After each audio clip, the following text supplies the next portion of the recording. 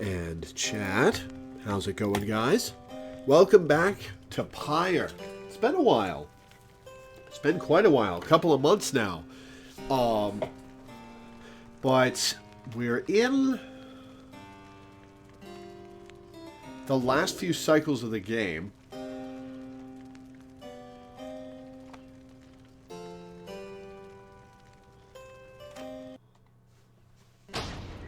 So I don't know how much game is left.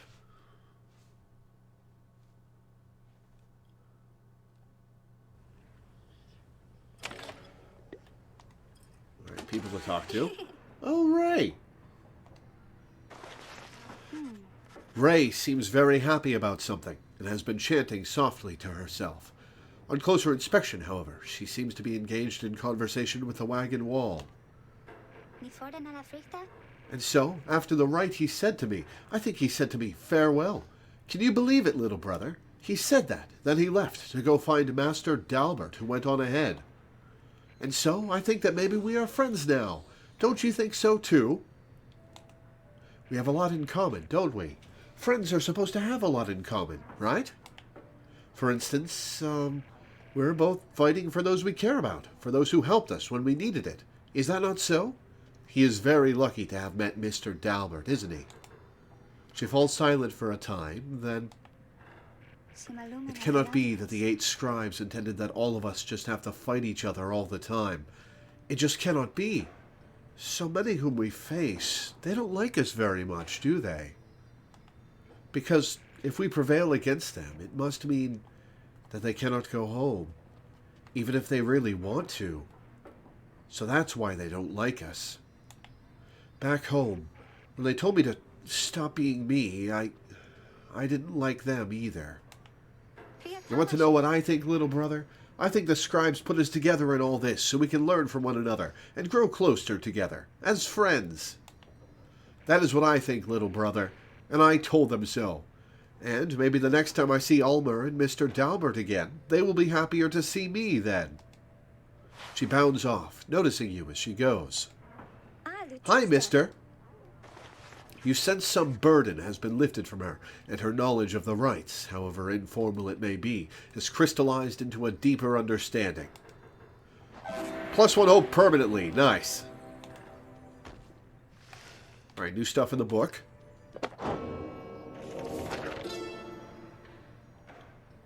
The fate, in the words of Haub the Swallow, the Accursed. The fate united under many Mane, the Alpha Chief. He is brash, but follows his traditions. He prizes faith, discipline, and honor, qualities he seems to lack at first. He formed the fate under the precepts of olden bylaws of his 4-legged ancestors. They believed in a certain natural order in the way of things. Many Mane wanted for the fate to likewise show respect. Initially, he only chose from other curs.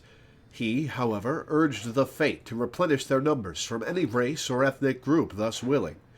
Thus shall they anticipate what is to come, with open eyes and minds, and never frown upon what's in store for them.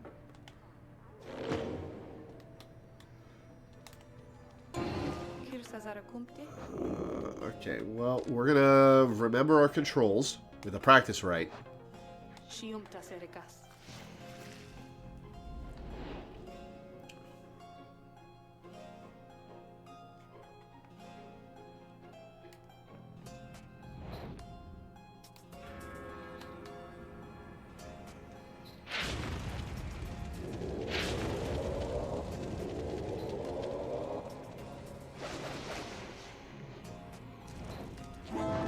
Alright, we've only got 6 characters left. We need to start using Ray again. Okay. I'll take Tizo. Oh yeah, Tizo's got free flutter and zip abilities. Just Tizo. We'll take Bertrude.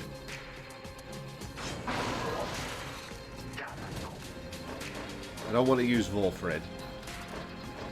I guess we'll use Ray.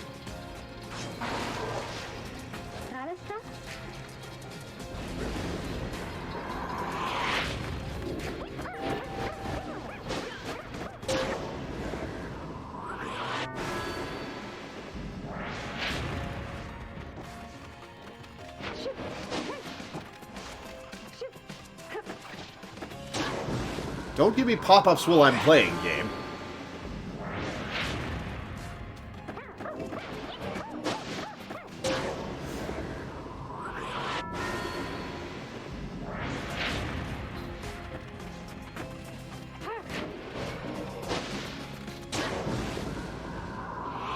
Oh, two? Just too short? Whoops.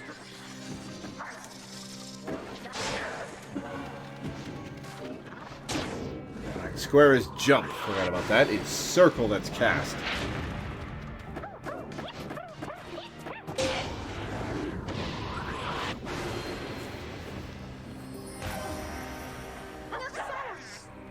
What does Inner Glory do again? I'm going to look at his skill tree in a sec.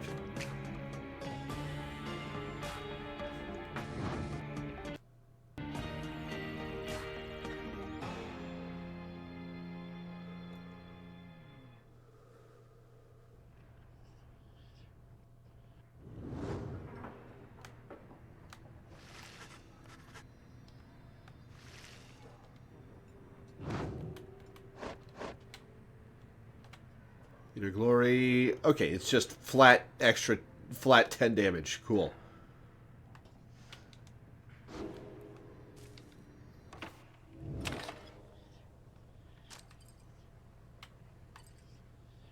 Alright, let's continue.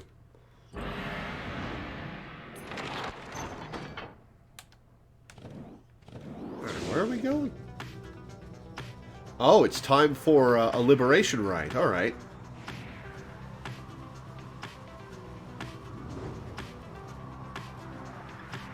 Heavy snows.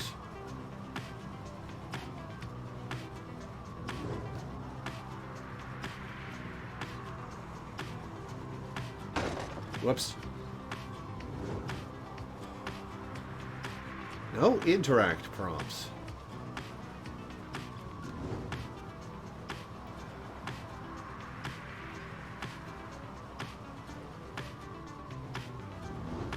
Aha, there's one.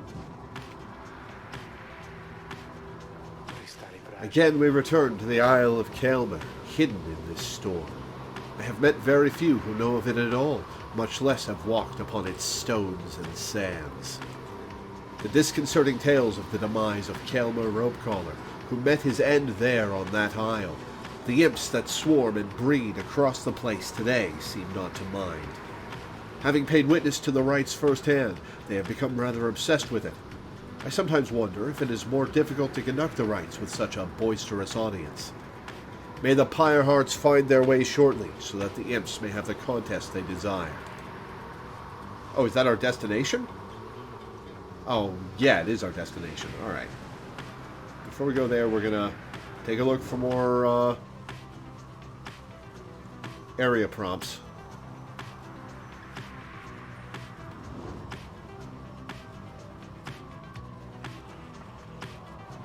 Oh, what's that random imp? Hello, random imp. It just imploded. Alright.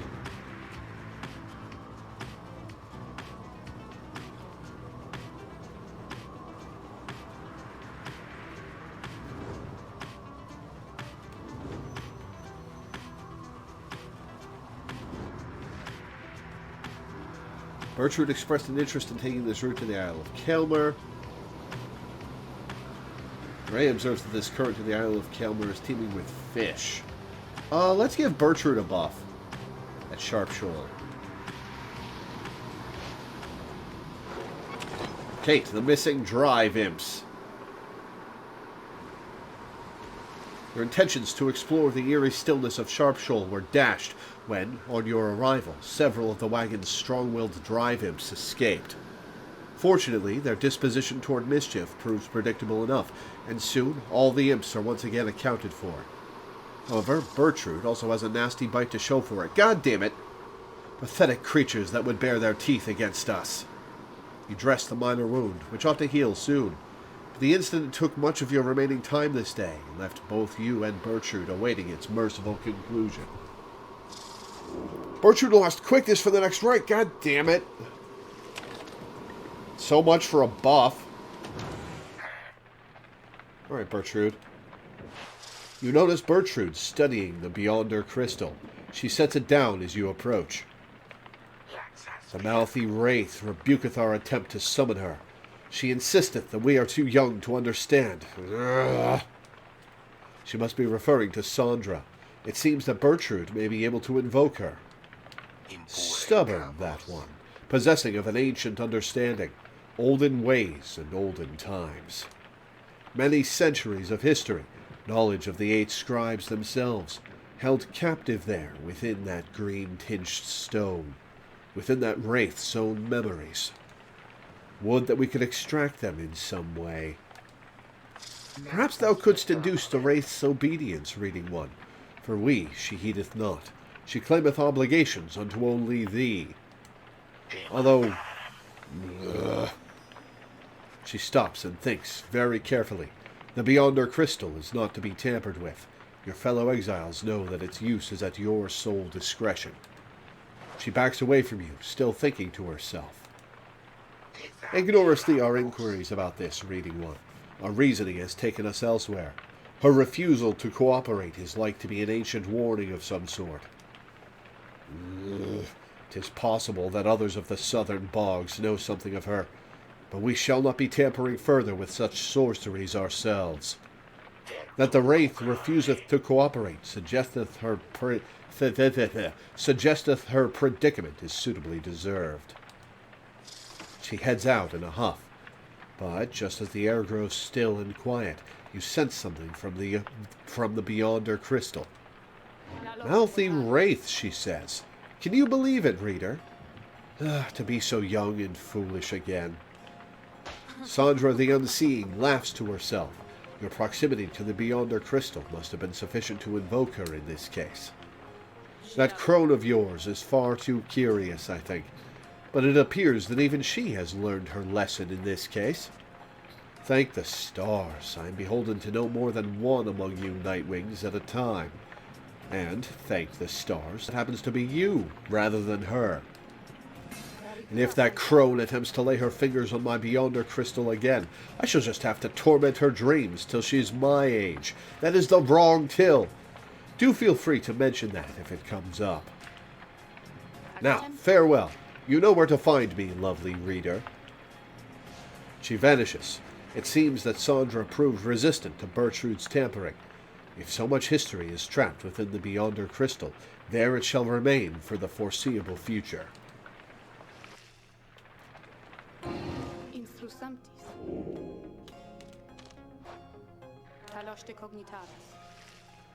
Okay, alright. Onwards! Who are we facing? I can't remember. Oh, it's the worms. Uh-oh. Uh-oh. A messenger imp somehow tracks you down in the murky waters of Deathless Tempest and delivers to you recent news and rumors from the other side.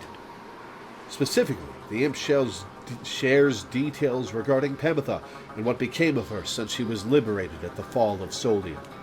She found herself back in the homeland of her enemies, where, despite her connection to the High-Wing remnants, her past transgressions were forgiven. In fact, she was asked to join the military council, given her unique background. Yet she refused to cooperate, and instead demanded to be reunited with her sister, Tamitha. But when they threatened her with a re-sentencing to exile and insisted that she take the opportunity, Pamitha said at last that she would think it over and return with a decision soon. Next she was seen, however, was among Volfred's sons and daughters of the Revolution, where it is said she has attached her loyalty, at least for the time. You thank the imp for bringing you this news, which soon gets your companions talking.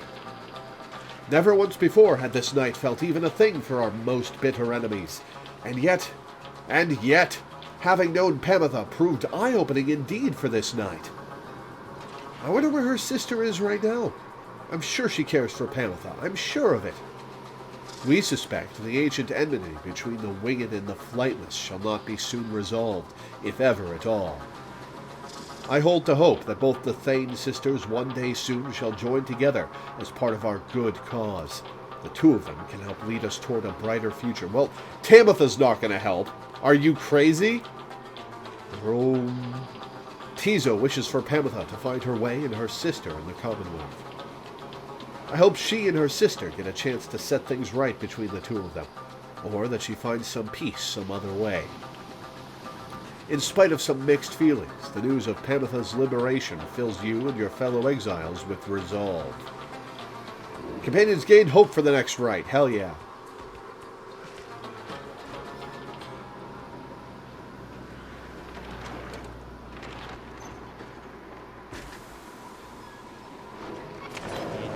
Alright, shopkeep, what you got for us? Guys, can't help but wondering whatever happened to that number with the wings. You know the one. I guess she's kind of pretty, maybe, I suppose? She's still around by any chance, because, well, anyways, does he have a crush? Aww. Alright, what is this? Flame Leech. After dousing adversary's Pyre, bearer's Pyre recovers flame equal to up to 50% of damage dealt. Ooh. Ooh. 140. Okay. Don't need handful of stardust. Alright. We're good.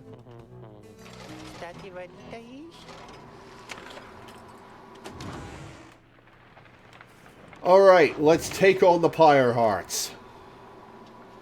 In Impville. I wonder if it'll be snowing on the field.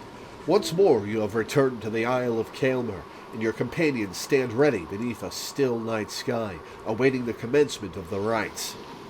You overhear some of their words to one another, as you await the signal in the stars. We predict that woe shall soon befall the Pyre Hearts. Do you think that will prevail this time, Bertrude? Just then, you observe a glint of starlight that begins to shine above, and your companions soon fall silent.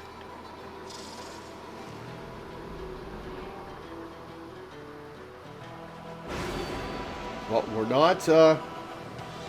not taking... Oh, this is a new one. Adversaries shall all return from banishment when all are banished. Oh. Well, we're not taking any of the Titan stars.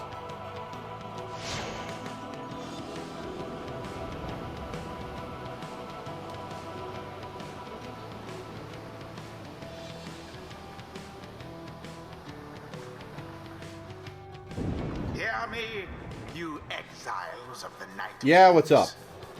You are returned once more unto the Isle of Kaelmer. Your adversaries in the coming rite shall be the Pyre Hearts. Extinguish now their pyre, and glory shall be yours. I love that it's just a soccer pitch. Now prepare yourselves.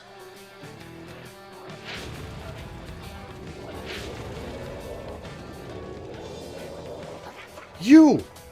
Again, you come to torment us? You almost got our hopes up last time. But not this time. The Pyre Hearts. Let us show them what the Nightwings can do. Okay, well this is going to be a mess. Who shall it be We are going to pick Tizo for starters. Tizo.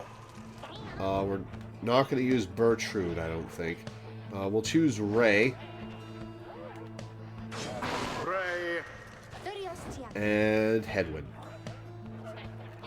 Well, we'll pick Gilman. Sir Gilman. It is done. For the glory of the Nightwings! We are not afraid of you, especially not this night! Worm Knights, attack!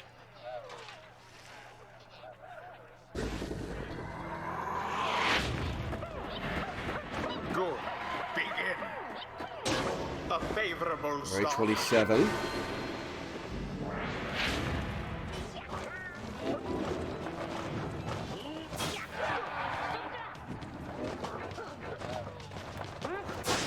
Oh, we both exploded. Uh-oh. Alright, how much damage is this gonna do? There it is. 15. Okay, we just have to have Tizo win over and over.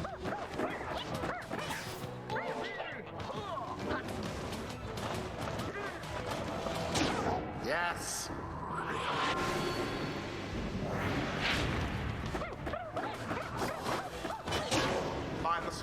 once. Alright, Gilman, hit it again.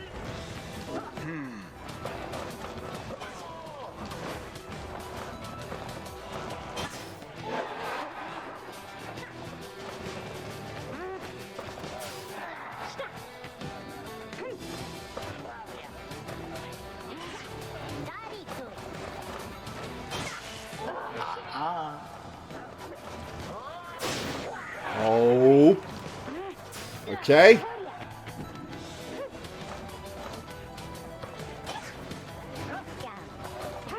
Oh, god damn it.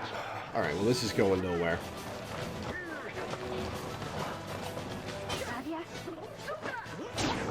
Alright, well, we got Tizo back.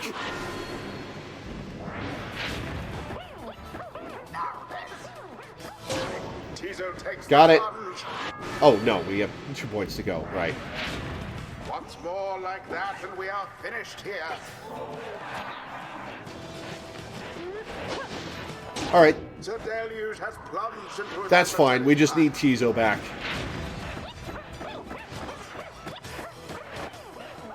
And it is done. The you-know-who prevailed. Their adversaries must be rather shaken after that. Yeah, well, fuck them. The ceremony is complete. This night, he knew we had no chance. For shame. Always is there greater knowledge to be gained.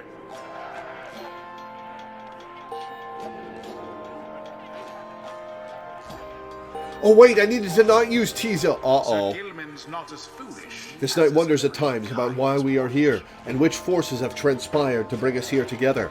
Has Under King Ores himself taken an interest in this noble quest? I forgot about this, I forgot about the sickness of using them.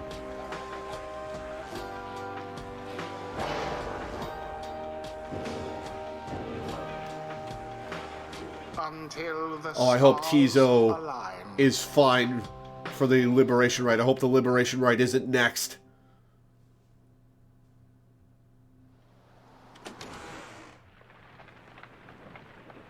After you defeated the Pyre Hearts in a pitched battle, there was little time for you to rest as yet. The night beckons, and the next rite reveals itself to be a vital one. It is already time, reader. Come see for yourself. The coldness of the season now prevents to us another chance. He heads out straight away, and you follow in turn.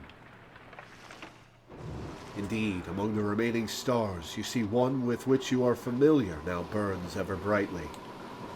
Path to freedom is laid bare before you. Pursue it!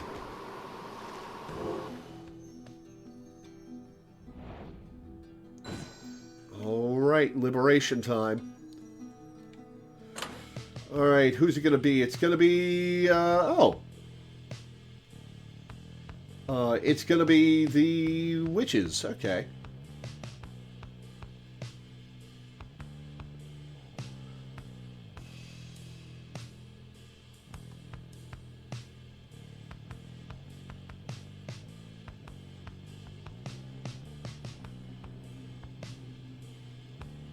Okay. Alright. Alright.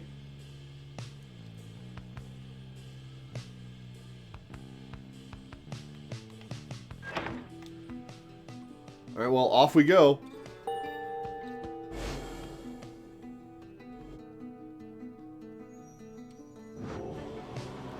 Already are the Nightwings summoned back to Mount Elodiel. Picture the rites as a wheel broken free from a black wagon. It is turning uncontrollably, and soon shall reach a sudden stop. We should have several chances left for someone to go free. Either us or else our adversaries. But not both. What is at stake each time is further complicated now, I must admit, knowing we have so few opportunities remaining. Those whom we send back into the Commonwealth, should our plan somehow fail, they may look back upon their exile with fondness. Current probability of success, 60%!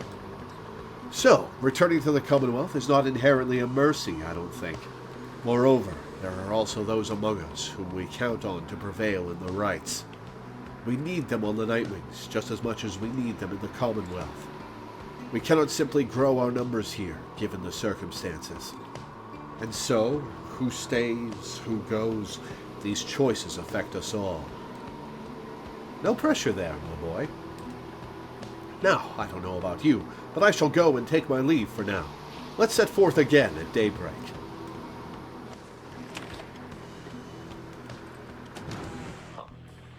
Alright, let's see if I can see if Tizo is summoning sick. I can't see if he's summoning sick at the moment. Alright, Volfred. Hello, my boy. Tizo and I, we were just reminiscing on old times. Tizo is happy to have Volfred back among the Nightwings once again. Thank you, Tizo. I am happy to be back among the Nightwings as well. Though, you understand why we were forced to be apart for so long, don't you? Tizo indicates he understands full well. I trust that Tariq provided some good company and song during the intervening time. Tizo confirms he did enjoy traveling alongside the lone minstrel for some time. And there he is, right on cue. Something I can do for you, Volfred, sir. Volfred laughs warmly at this. No, Tariq, we are well enough for now. Tizo and I, we were just remembering the time when we first met, the three of us. Tizo was rather apprehensive then, as I recall. He was merely being circumspect, I'm sure. Tizo has the sharpest instincts of us all. But the bite he gave to you, sir, it left a permanent impression, did it not? It did indeed. Oh, is that why he's got holes in his left arm? I consider it a mark of friendship. May it stay with me for all my days. It's a good reminder that, despite the challenges we faced together in the past, my time among the Nightwings has been extraordinary. Likewise, can I say the same, sir? Tizo shares the sentiment as well. Volfred turns to you. I should apologize, my boy. Here we are, talking of a history you do not share. Believe me when I say we're skipping over many of the bad parts. What I mean is, it isn't my intention to exclude you as we wax nostalgic. The Nightwings that you know, we are a strange assortment, are we not? Those of us who share some kinship from the past, I suppose we cannot help but seek some warmth in it. But it should not be to the exclusion of the friendships that we forge right now. So, please, why don't you join us for a bit? Together, you, Volfred, Tizo, and the lone minstrel talk a while about the times gone by. The three of them are pleased to be back in one another's company again, having grown close through shared experience in the past. Just the same, they have welcomed you into the group. In spite of the hardships you have faced, some of these idle moments that you share together may one day form memories you think back on with fondness. Soon the conversation winds down, though it lifted all your spirits for the while.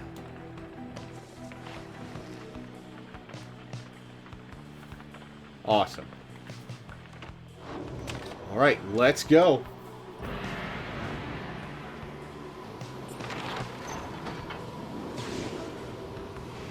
All right, up we go.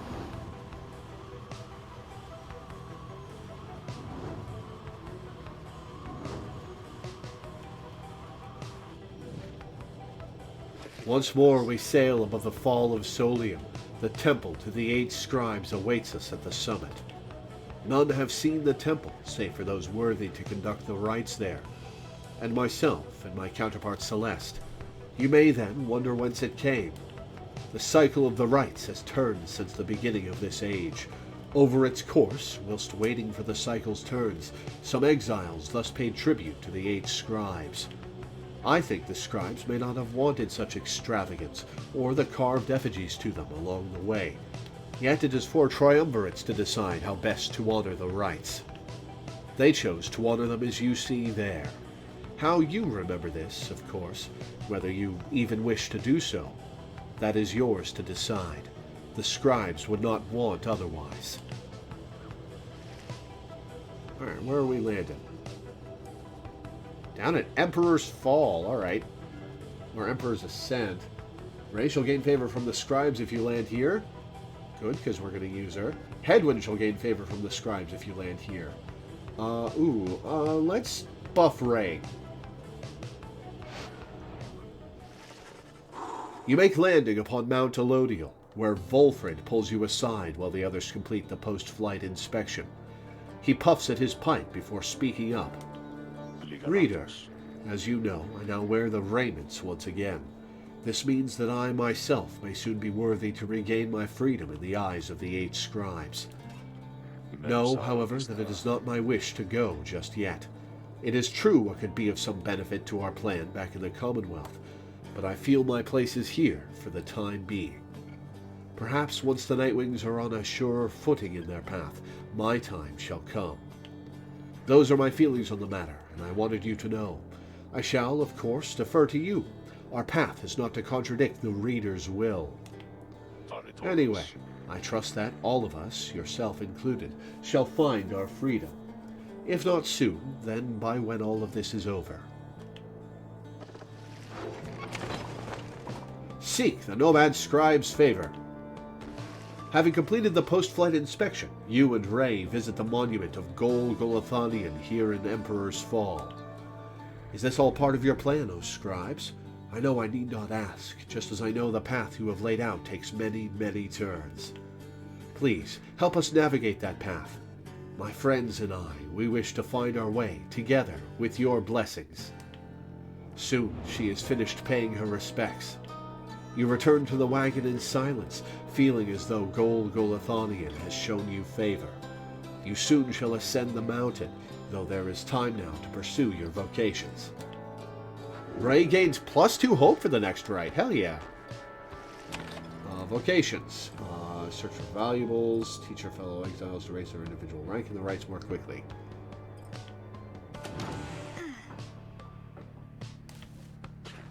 Ray seems to be speaking to herself again.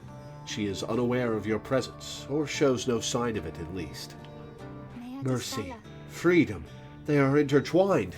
Mercy shall engender union among all our different kind.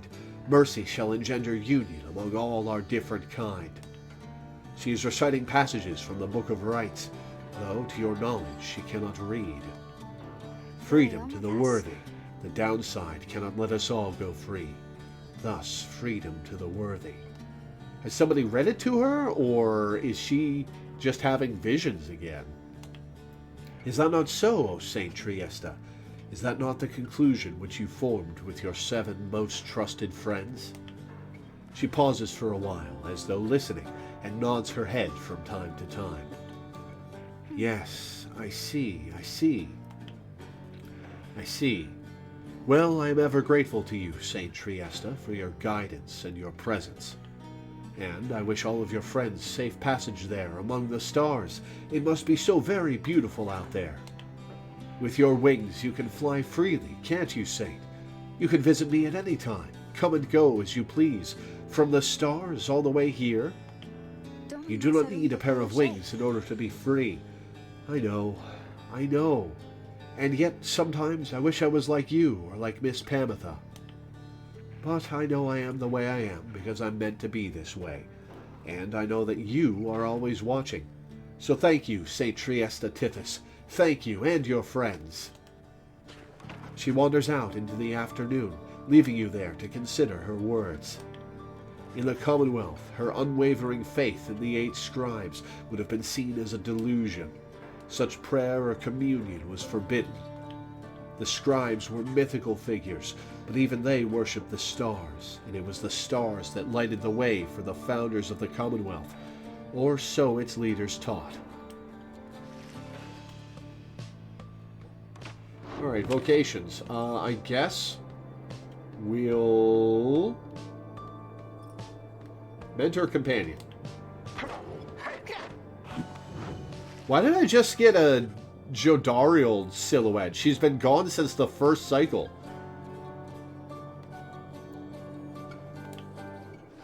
Okay, who are we going to level?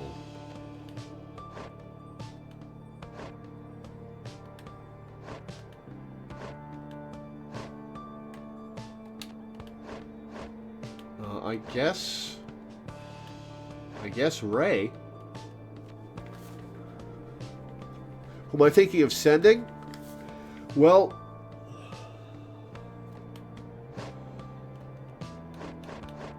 I guess Gilman, Tizo, and Hedwyn are the only ones I can send.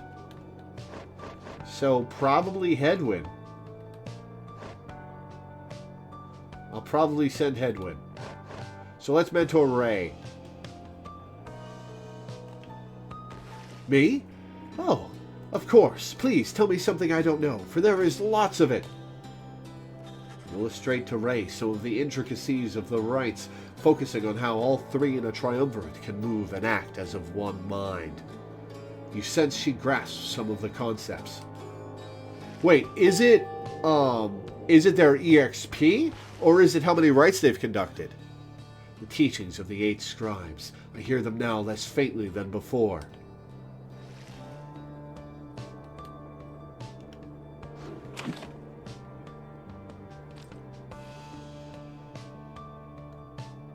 Continue your journey.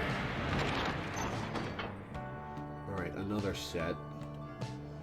Gilman shall gain favor from the scribes. Bertrude shall gain favor from the scribes. Let's buff Bertrude.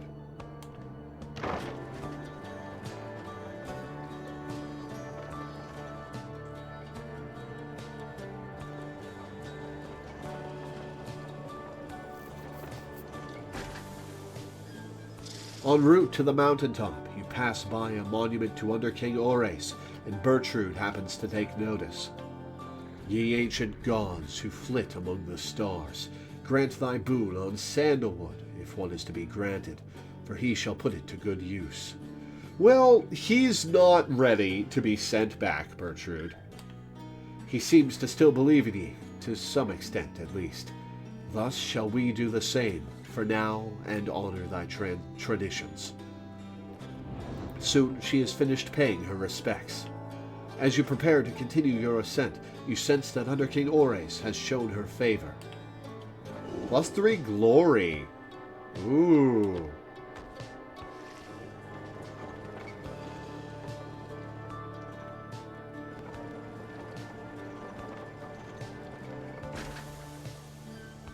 You and your fellow exiles gather at the foot of Scribe's Gate before an archway carved of stone where stands the Gate Guardian.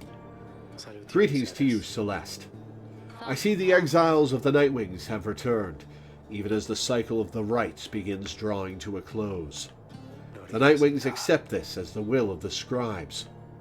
The Gate Guardian laughs at this softly for some reason. And you, Tariq, do you accept their will as well? But the lone minstrel does not answer her. It is no matter.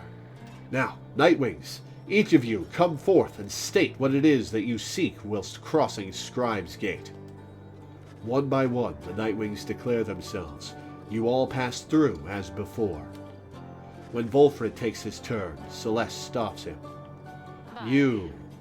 I see you wear the raiments once again. Explain.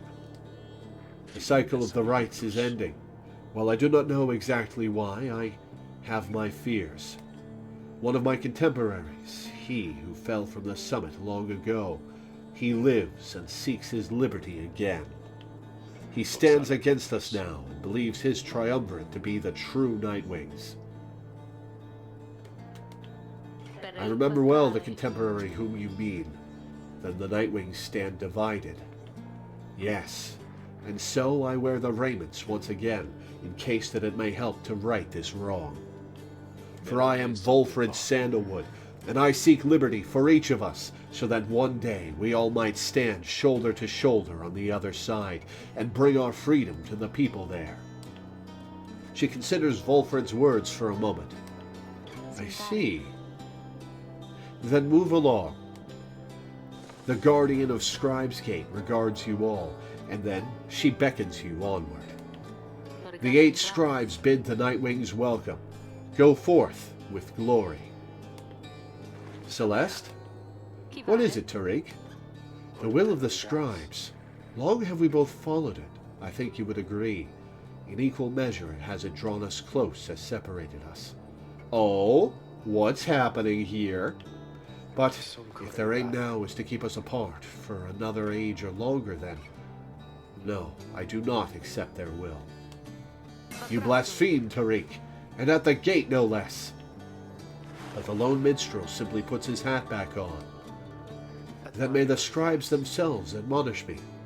Until tomorrow night, Celeste.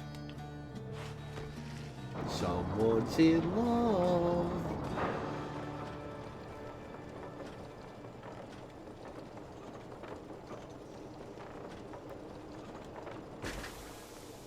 Having reached the peak of Mount Elodial again, you see the vastness of the downside all around you.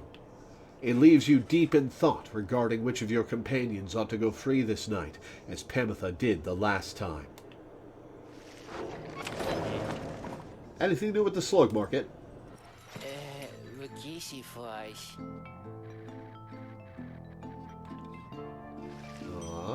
Stardust and permanently grants +1 hope. Ooh. Ooh. Okay. Alright, well, let's give somebody +1 hope. Wait, is that one I want to hang on to? If banished while possessing the orb, the bearer has a chance to automatically pass it. Alright, I don't care about that. Let's get permanent hope increase.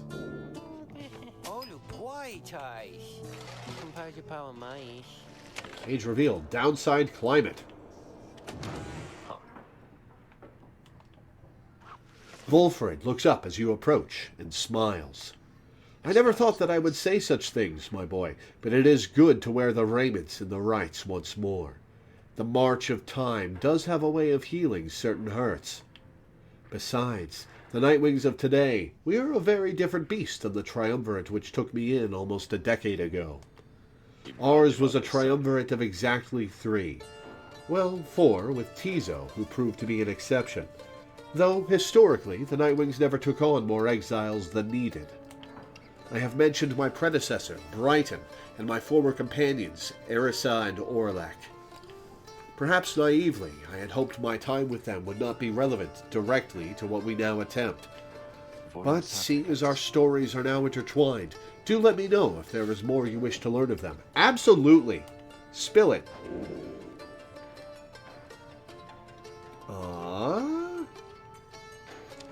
Let's ask about Erisa. You ask about Erisa, who you understand betrayed Orlek at the moment of his liberation, but then perished in the Shimmer Pool. I'm afraid you know the brunt of it, my boy. But I suppose you ought to know something of Erisa's past, lest you be quick to judge her solely by her actions. Mind you, I would never make excuses for the terrible choice she ultimately made, but her life, I understand, was very difficult. Erisa had been exiled for the foulest of acts. You could see it plainly branded on her face. Such was the heinousness of what she did in the eyes of the Commonwealth. She was an apprentice blacksmith in her youth, taking up the post left by her brother. He had fallen in battle on the blood border, despite wielding their father's own lance and armor. Her father never quite recovered after this, and had grown cruel and detached. It was Erisa who took the brunt of his fury. He expected the impossible of her. Did she kill him? One day, it was all too much for her, so when next he lashed out at her, she... Ow. Well, she struck back. She struck back again and again and again. When they came for her, her father was gone, and she was not herself. She was promptly cast into the downside for the crime, where her hatred for the Commonwealth only grew. Erisa always was intense in her demeanor, haunted by her father's memory. More than that, her chief motive for wanting back her freedom was, in hindsight, not a healthy one. Was she going to kill them all? She longed to join our nation's enemies, to build for the High-Wing remnants a great siege engine that could shatter the defenses of the Commonwealth and forever end our feud.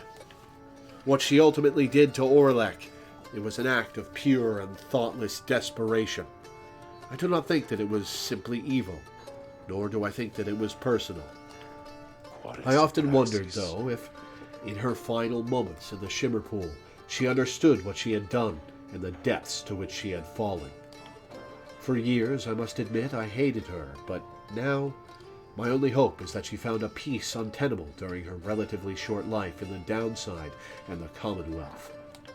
Furthermore, I hope the life of Erisa offers some perspective yet to those of us who have not made the same mistakes. Now then, was there something else? Oh, hell yeah, I get to ask about everybody.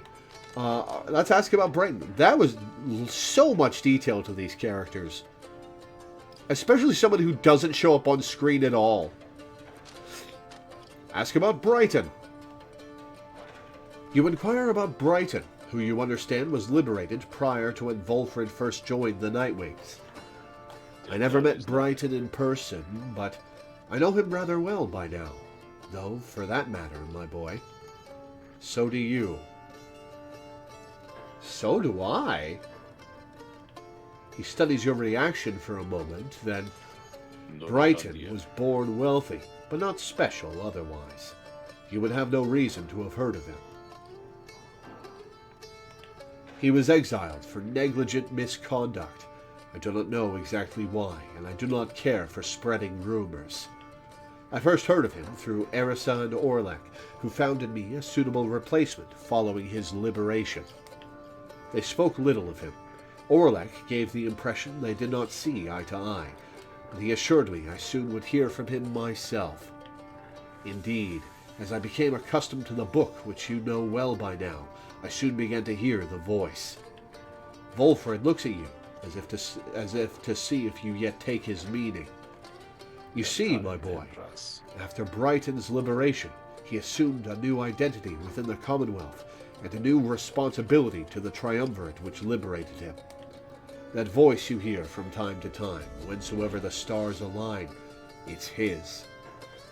Oh, the snooty asshole voice? He is no longer Brighton. He is now none other than the Archjustice Androboles IX himself. Oh, wow! So he's the ruler of the Commonwealth exiling people? What an asshole! Liberated exiles retain certain burdens to their old triumvirates. They have much to thank them for. Not just their freedom, but their exalted status in the Commonwealth. The theocratic rulers of the Commonwealth, they do not wear masks and raiments simply for the sake of ceremony. They are not who they appear to be. Their public pasts are nothing but a fabrication. Like Brighton, they once were exiles too. Brighton, that voice. He has no love for either one of us by now. He knows full well what we attempt to do. Yet he is bound by the traditions of the rites. He shall always stand on ceremony and complain. But I think he knows, deep down, that he is powerless. How ironic that one of such high status in the Commonwealth should be so frightened of some long-forgotten exiles such as we. Anyway, that's Brighton for you.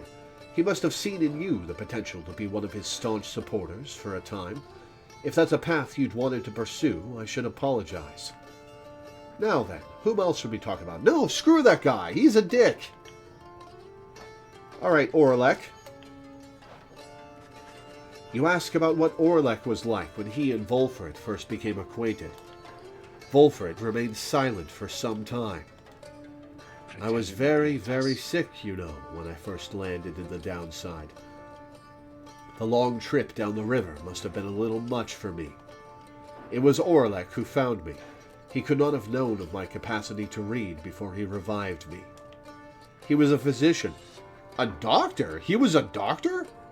That's unexpected. Intolerant of the sight of suffering, of any kind.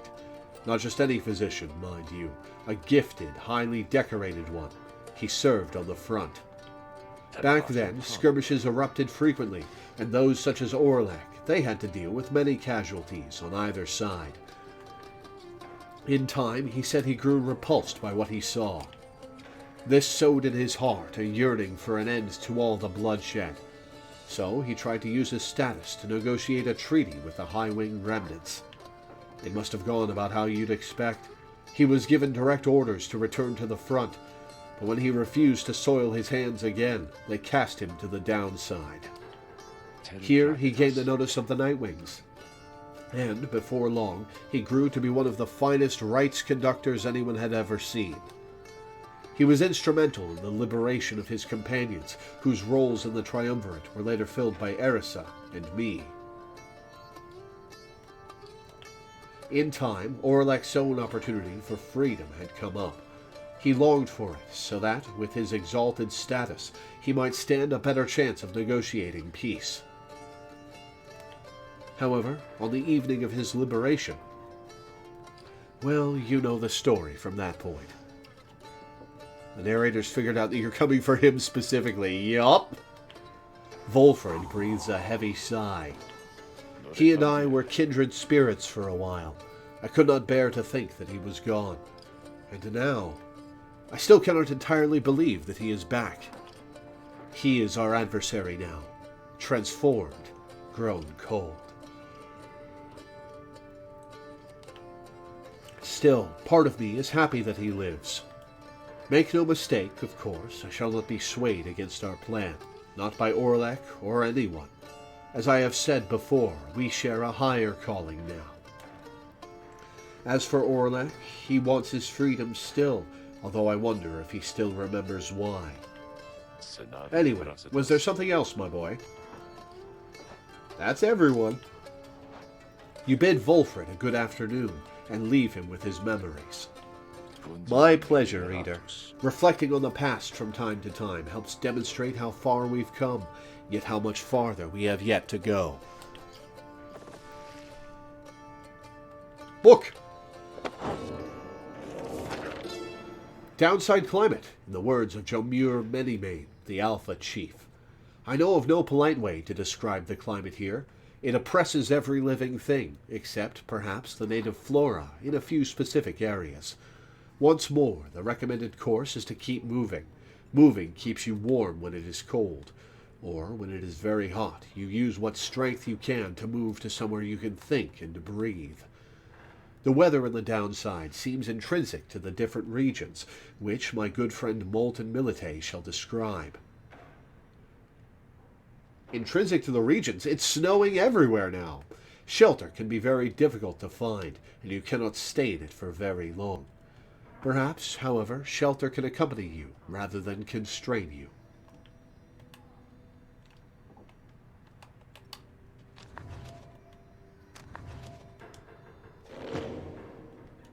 Anything from Sandra?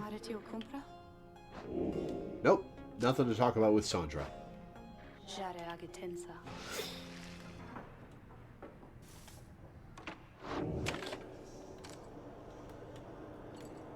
Alright, let's do it. Once more you have gained the fall of Solium, where one among you may go free. But first you shall have to prevail against the withdrawn in the liberation rite. Reader, your companions are gathered there under the fall. They shall be counting on you. Indeed, as the cycle of the rites turns ever faster, so too is our plan set in motion. My agents in the Commonwealth are beginning to cause a bit of a stir out there, and word has reached high places that the rites are ending. This is our chance, though let us not despair should victory elude us here. We shall make the most of whatever the scribes may have in store for us. That is to say, good luck, my boy. It's time. Okay, who we using? I think we're sending Hedwyn back. New one. That's adversary's pyre should recover up to 5 each time they douse your pyre. No thanks.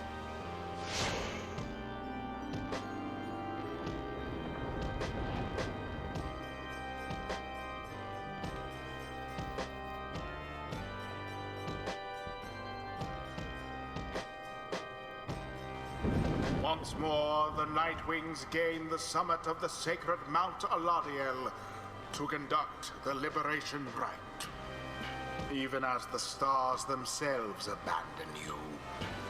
Make good upon these final opportunities, reader. This glorious Tariq and Celeste are watching. coming to an end upon your watch. I trust your adversaries, the Withdrawn, shall not throw away this chance. Choose now who may go free, should they unfortunately fail. Oh man, so does each triumvirate have somebody who is the narrator for them as well from their old ranks? The pyres burn, and each of the triumvirates is present and prepared. I concur. The pyres burn, and each of the triumvirates is present and prepared. Then, anointed one of the Withdrawn, come forth now and declare yourself, and pay any respects you have unto your adversaries, the Nightwings. Time to punch a snake, yeah. The bog dweller Old Mildy appears from the shadows and reaches for her mask. We are known to be Witch Old Mildy. Our adversaries, they are nothing to us or the one we serve. Ye all shall be devoured in the coming age, an age of strife, wrought down by the fell wings and many-seeing eyes of Ishlock, the astral born. You speak blasphemy upon this sacred site, Udmildy. If you value your liberty, then I suggest you cease your mocking of the scribes. The scribes, they failed to stop Ishlock, and he shall rise again.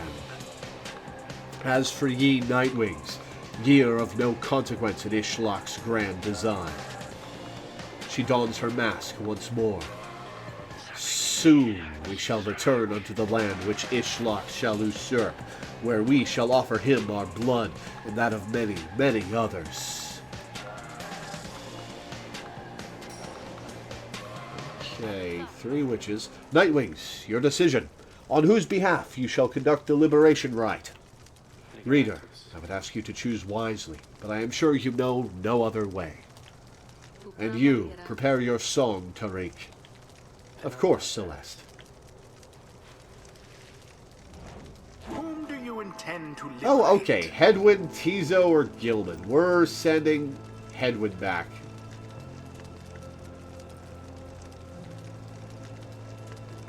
Yeah, we're sending Hedwyn back. Hedwyn. This is my shot to go free. But I can't just leave the rest of you. Who shall stand with him? Tizo. We're choosing Tizo. Tizo. Thank you very much. Tizo is determined to help the Nightwings prevail in the liberation rite. And I guess we'll get Ray some EXP. Get her to rank 4. Ray. Oh, I can help. I think I can help. Very well. Soon, Ishlock. Very soon we shall release thee. We shall release thee. And as for ye, Nightwings, we have much in store for ye.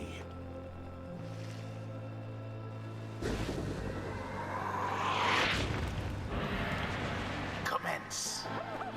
Whoops. Whew! Okay, that was close.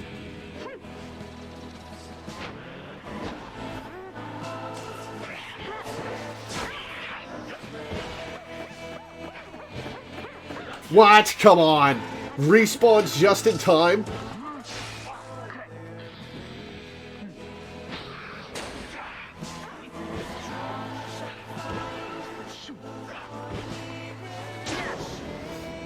Alright, free shot, and then Tizo will get it back.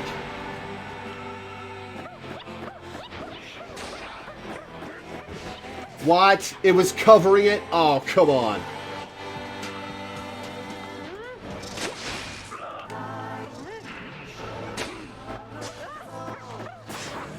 Uh-oh. Uh-oh. Uh-oh.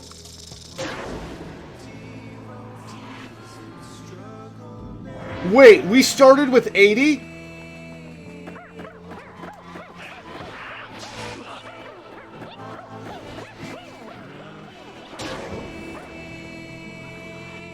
Oh God, okay.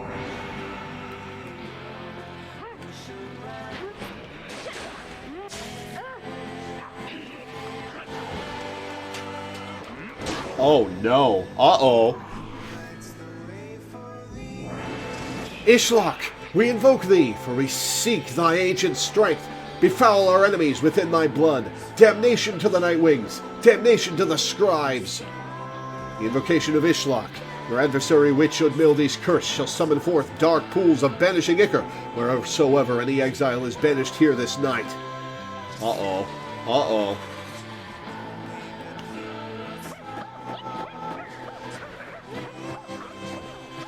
Damn it!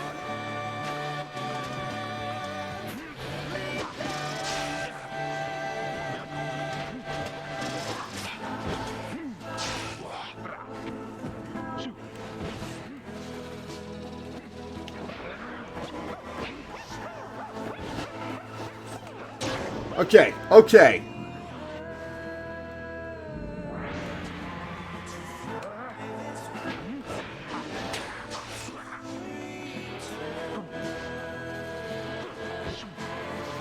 Uh-oh.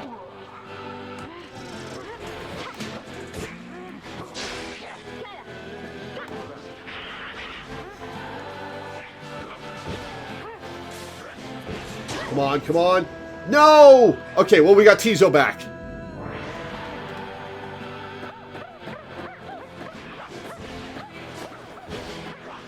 Got him! Oh, that was close!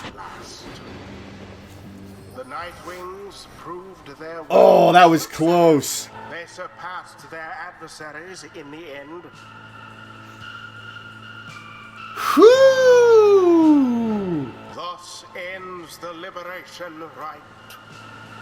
And thus the scribes Get fucked, have Udmildy. chosen the exile appointed by the Nightwings shall be free, absolved of all misdeeds, return to glory in the Commonwealth. His adversary and all others shall remain to carry out their rightful sentences.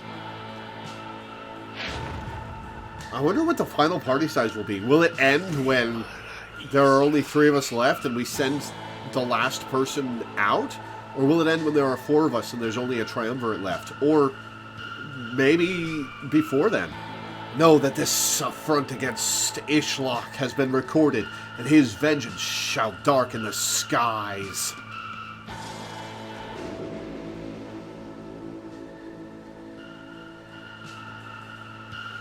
We did it. Then, I guess that means I have to go. I broke my vow to him, that we would all go free together. Reader, my friend, why would you do this? Will you ever forgive me? Fikani, wait for me. Wait for me. He remained silent for a moment longer, then I hope he finds his love again. Listen to me, all of you. I will not forget this. If there is anything at all that I can do back on the other side to help the rest of you, then I am going to find it, and I am going to do it. And, at the very least, I will do everything I can to make sure that by the time more of you come join me back at home, that it'll be a better place for all of us. Look, I don't have long now, so just thank you, all of you. I won't forget this. Then he plunges out of sight into the shimmer pool. His voice is audible, but growing faint. It's happening. Goodbye, my friends. The Claw has chosen me. Reader, everyone, goodbye, until we see each other. Hedwyn earned back his freedom. May he return in glory. Godspeed, Hedwyn. The 8 scribes are watching from afar. By their grace, may the cycle of the rites keep turning for as long as possible. Ray leveled.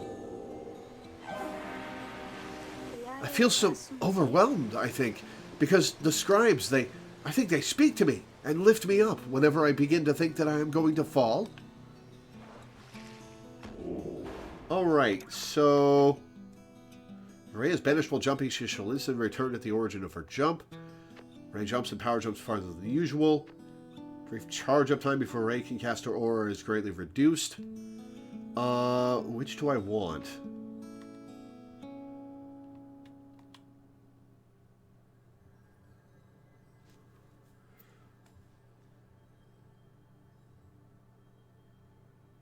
Wait.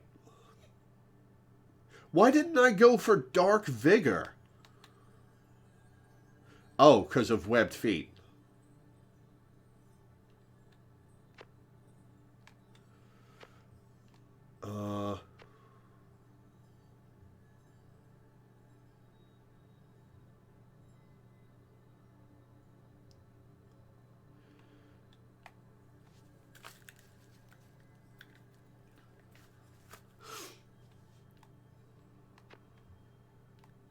I'm going to go for Snapcast. Tizo ranking up.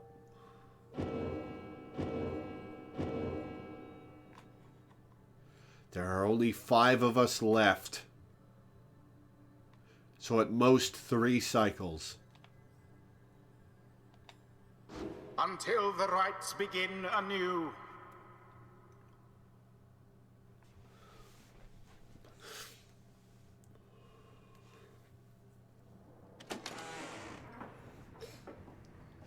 You return to the wagon after having prevailed against the withdrawn in the liberation rite.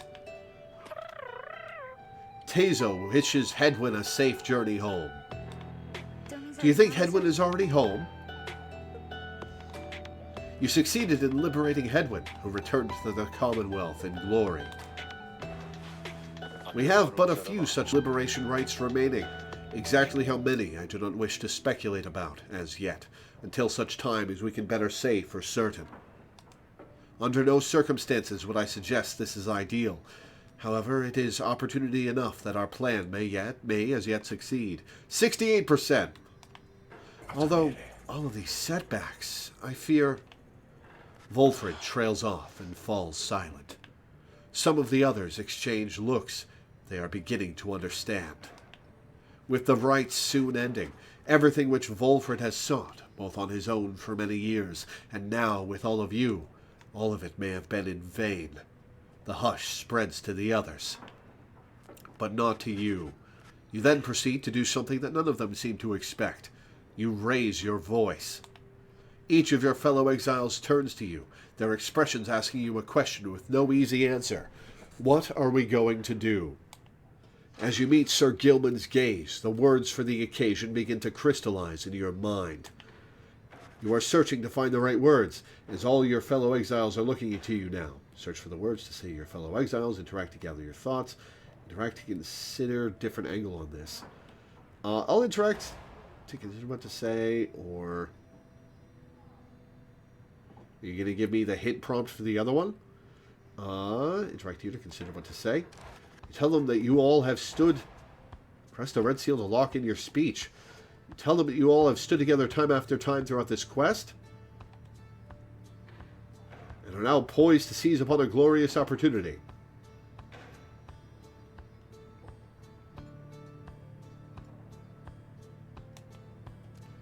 Tell them that you are not going to mince words with anyone here, because by now each of you knows each other well.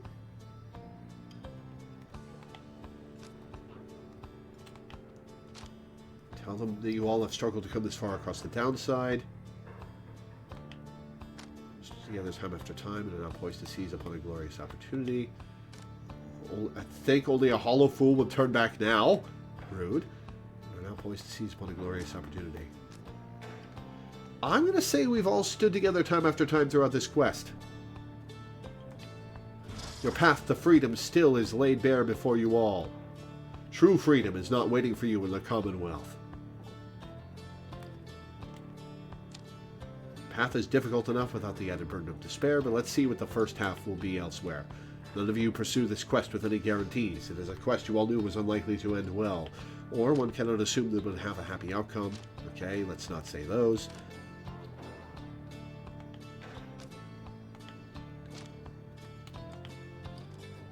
Path to freedom is still laid bare before you all. The path is difficult enough without the added burden of despair.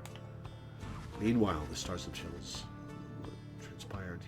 Canopy your chance.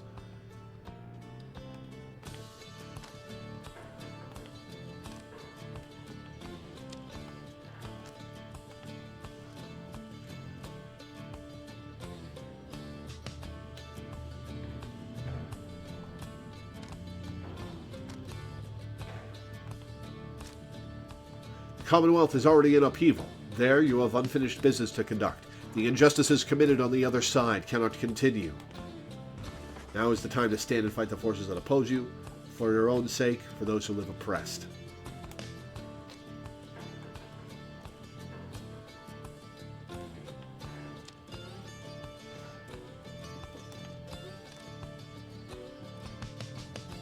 You all stand poised to ensure the world you leave behind for your loved ones, for each other, is a world worth living in.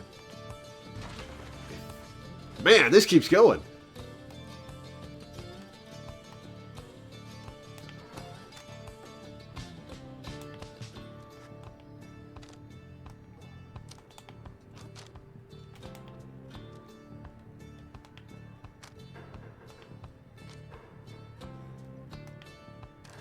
If you can believe any of this, then believe, above all, in each other. Trust that you may yet prevail together. After a brief period of reflection, you share one last sentiment with the group. Let us stand together now and always. Mere distance cannot separate our spirits. The stars have not vanished, they have joined us. Ooh, that's a good one. Let us bring about the harmony envisioned. People of the Commonwealth need us as we need one another. Then you join the others in silence. Thus do you remain together with your thoughts. No one speaks for a time, but then, thou wouldst dare to change this ancient world, reading one, and yet thy words are tinged with certain truths. Tizo vows to stand with you, no matter where your quest shall lead. May long the stars remain a light for you, reader, sir. All the while, Volfred remains watching you intently. Then his expression softens, and he smiles. You are right, of course, my boy. We are the Nightwings. It is precisely as you said. The people of the Commonwealth need us as we need one another. Lead us then, reader, to the end of our quest and the dawn of the new age for all our kin. Everyone, for the Nightwings! Everyone responds in kind. Even Bertrude, they stand with you, no matter what. They await the outcome of your vision of the stars, which burn with renewed fury, because now the last rites beckon. Oh, is this the final cycle? Interesting. Each of the Nightwings gain +1 hope permanently. Hell yeah, the people of the Commonwealth need us. The stars above now burn with what appears a desperate fury, many more of them than usual. Ooh, look upon them all. I can face anyone now? Oh, they're...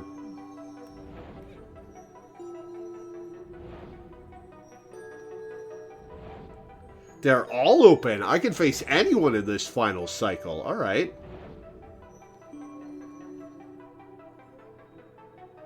The stars of the 8 scribes, they shine together now as one. The lone minstrel draws breath, as though surprised by what he sees. He backs away and averts his eyes. This is another sign the rites are soon to cease. Few chances yet remain to confront the adversaries you have met during your journey. Alright, accusers are on top at the moment.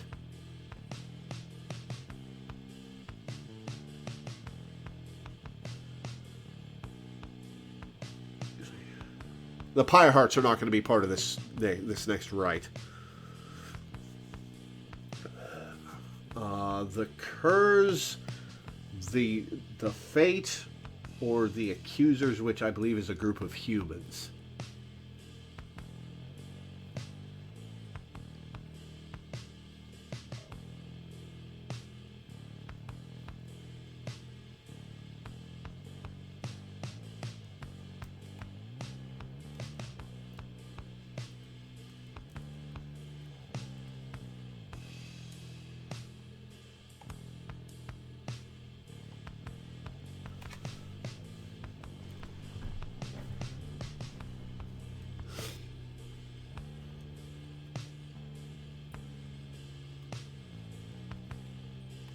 Okay, who do we want to face?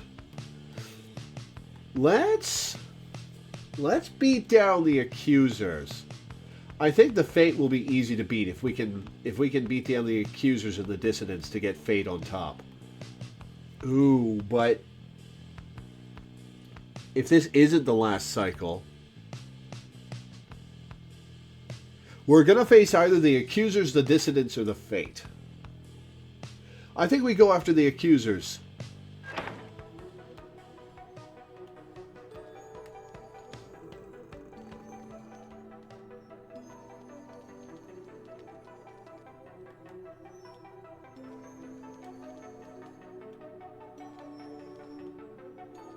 Yeah, let's go after the accusers.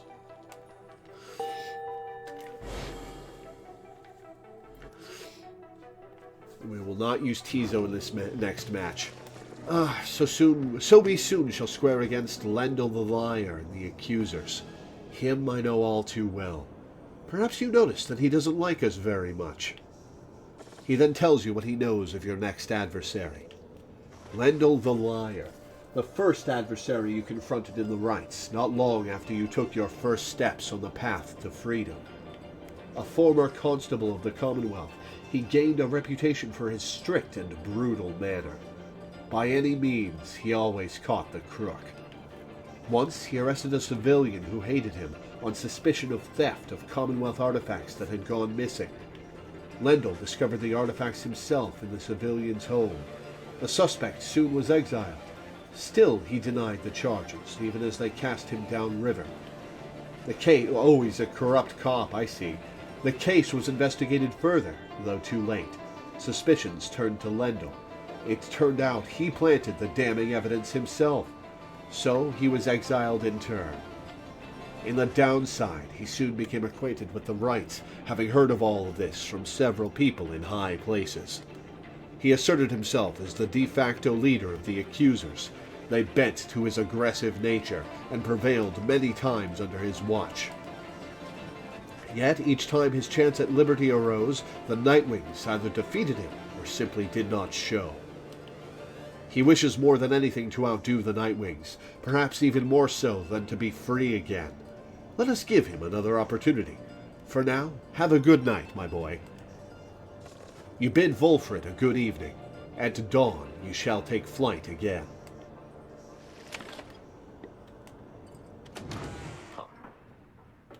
Lots of Volfred today. Following Hedwyn's liberation, you find Volfred smoking at his pipe, his eyes averted. He looks up and smiles as you approach. Hello, my boy. Excellent work back there. Thank you for your perseverance. Though, I was just reflecting on how very fortunate I've been in all of this. Not just me, but really, all of us who had a chance to stand with Hedwyn here. Ours is, admittedly, a somewhat desperate plan. It was vital to me, should the Nightwings rise again, that it be under proper care and guidance. I was just thinking how well Hedwyn served in that capacity. Whatever is to be the outcome of all this, no doubt his presence shall be missed. Yeah, he's a pretty chill dude. Didn't get a lot of, He wasn't the most interesting of the Nightwings, but I do really like his forbidden romance. My agents and I, we were unsure of him at first. A common boy like that, completely unacquainted with the Rites. But in the end, I felt that he was worth a shot. Someone like him. Sincere, determined, with loyal friends, and desperate to get home. Those qualities spoke volumes. Oh man, all the original Nightwings from the start of the game are gone now. I didn't even realize. Then he falls silent for a time. I have every faith that he shall strive on our behalf now in the Commonwealth, and it is my hope that he yet finds the one he sought. You and Volfred speak little more of Hedwyn for now. You are left wondering what shall become of him in the Commonwealth. And book!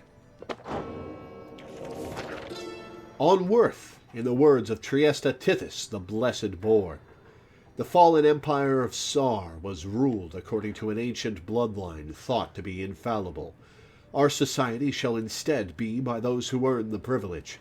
We, the Eight, we cannot bear the burden of determining your worth. It shall be determined by your peers and by you yourself. We shall provide a framing through the Rites to put you to the test, against yourselves, against your kin, against your adversaries. The downside cannot let us all go free. Thus, freedom to the worthy. As the worthy, your true calling then begins, as you return to a society which longs to learn the wisdom you have gained along your path. The worthy shall lead. Anything with Sandra? Nope, nothing new with Sandra.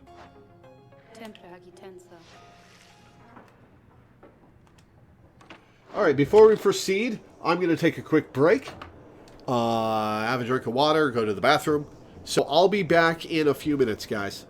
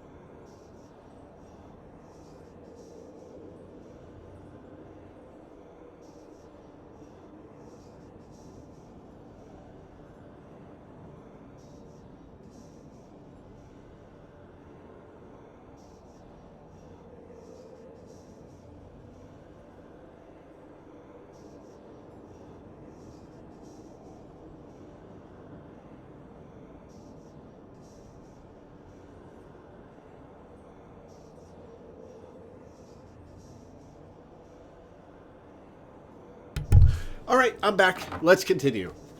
Continue your journey. There is no time now to return to Moonlight Alcove as before, as the stars already urged you on. Everyone is ready to make haste for the spring of Jomur.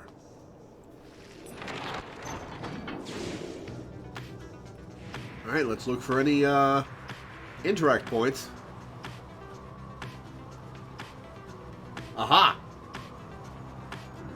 Volfred approaches as you fly above his hidden lair at the Moonlight Alcove. You cannot help but wonder if you shall ever return there.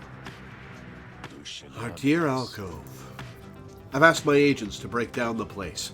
It soon shall be gone, if it isn't already. We shall not be returning. Is this the final cycle? Interesting. We've not the time to do so anyway. And with Orlek back among the living now, and no longer fond of me, I dare not think what he would do with it. Unfortunately, hiding places are of little value once they're found. Once all of this is over, those of us who do not manage to return, we shall have to find another place to live. To try to live, at least.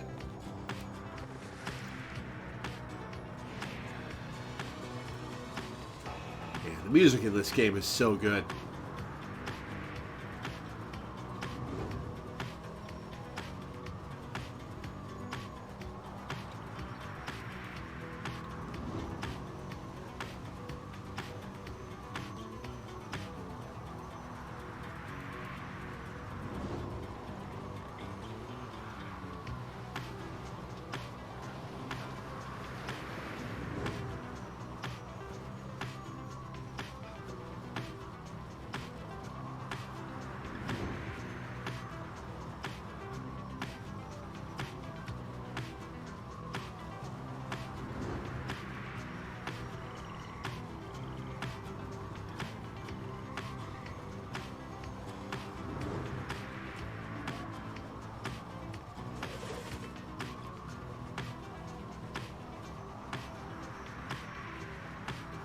Anything down here?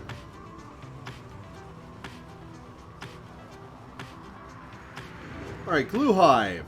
Richard expresses an interest in taking this route to the Spring of Jomur. Well, Mitchell suggests that a good supply of stardust may be found along this route. Ooh.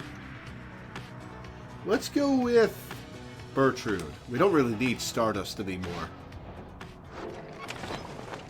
Repair the wagon wheel? Oh no.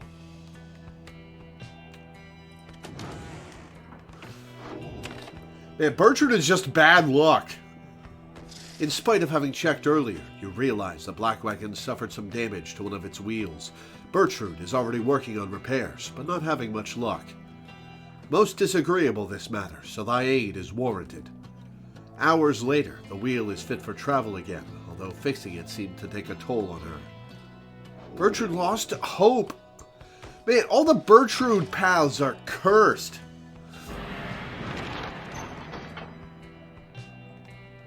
The Spring of Jomur.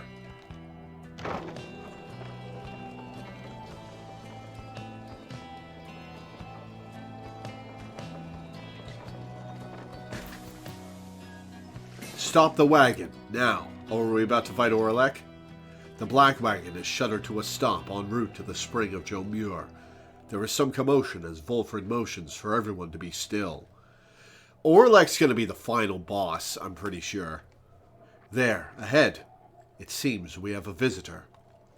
He points into the distance. However, when you scan the horizon, everything is still. You see no sign of whomever Volfred referred to. Still, he indicates caution. I am certain that I saw someone, directly in the road. A tense moment passes, then another. Then Volfred tenses up. There he is. Look there. You look toward where he signals, and then, at last, you see the cause of his concern. There is no mistaking who it is.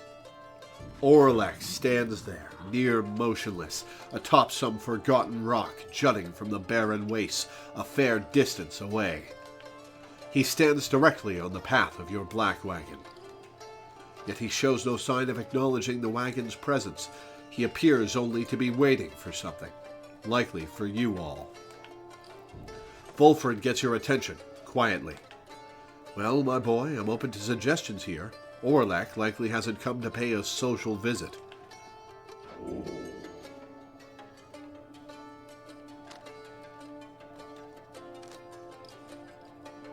Ooh. I'm going to hail him and see if we can chat. There has to be a way to reason with Orlek and bridge differences between him and his former triumvirate. Perhaps he has come to negotiate. I am uncertain Orlek is willing to be reasonable at this point, after everything he has been through, though I am hopeful you are right. You give the signal for the drive imps to start the wagon and head toward him. But just as you reach the point where Orlek once stood, he has vanished.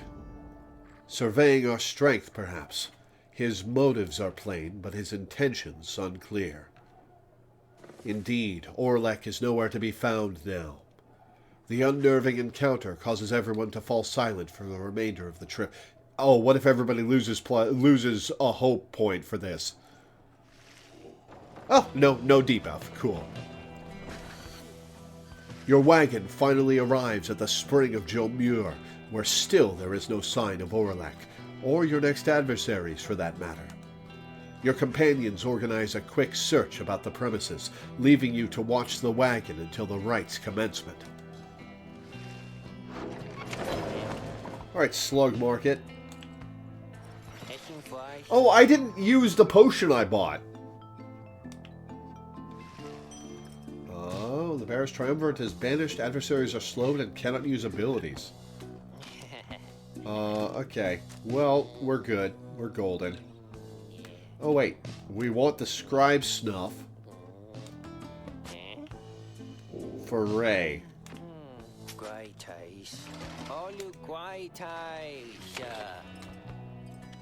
Alright, well, I'm thinking something is wrong. Someone is here, alone with you. Hi, Orlek!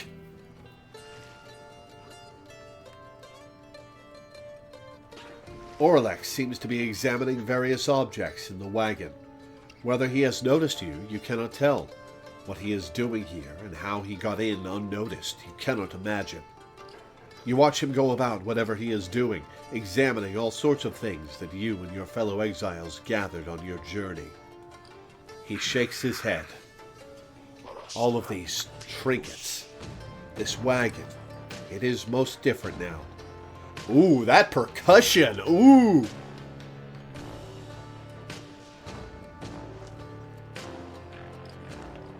Welcoming, and yet I am unwelcome here, it seems. In my own wagon. He directs his gaze at you, acknowledging your presence for the first time. You, a mere shadow. Tell me something. Who are you to them? I am their friend. You tell Orlek that you have traveled all across the downside with this group and count them as your trusted friends. It is a different group now than in his day. A friend, is it? Beware, then, for the Nightwings do not always treat their friends with all due charity. Relay to them a message for me, Shadow. Tell them I shall have my night. He strides right past you, toward the door, but then he turns to you again once more. I shall have my night. Then Orlek is gone.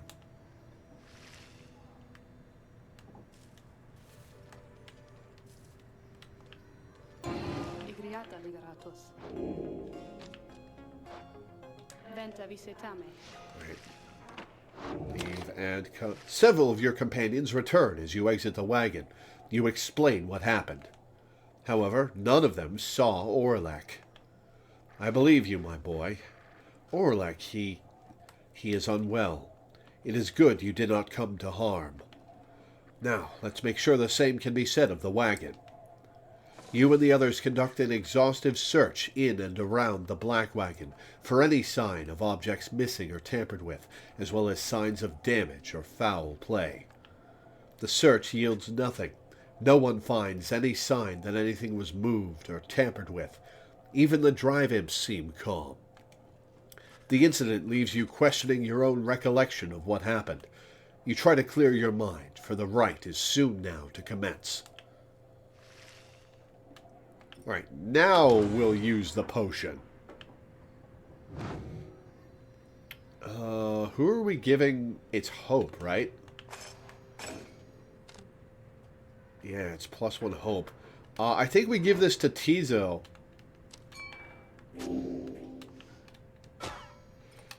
And I think we respec Ray. Yeah, we're gonna...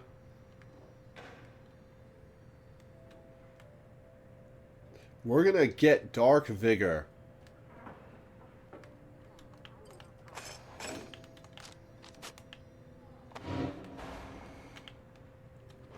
Snap cast.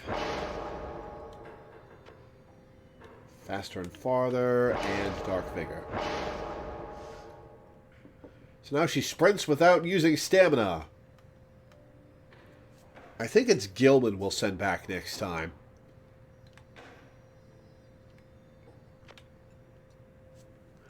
Because Ray and Tizo are now going to be my mainstays.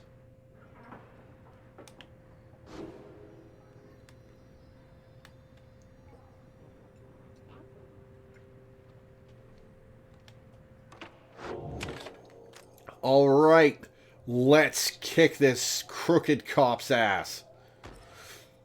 Here, among the dusty wastes of the spring of Jomur, you await the signal of the stars. There is no sign yet of your expected adversaries, the accusers. Then the little imp Tizo flutters up to you. Tizo cautions you that he has some history with your next adversary, Lendl. Tizo seems to be indicating that Lendl has a personal vendetta against him. Ooh. But before he can explain anything further, the stars begin to call to you. Maybe we use Tizo in this fight and skip him next fight.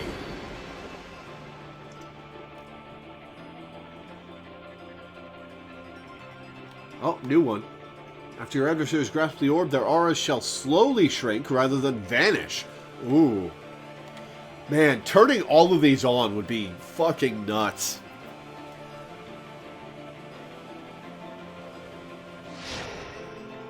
I am not good enough to do that.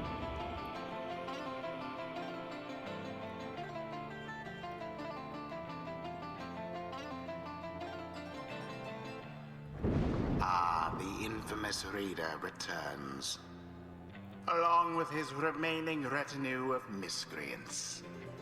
You managed recently to rid yourself of yet another one. Yeah? How's he doing, asshole? Your adversaries, the accusers. As with you, they must be very desperate for their freedom. They shall not make it any easier from here. Yeah, let's take a look at their stats.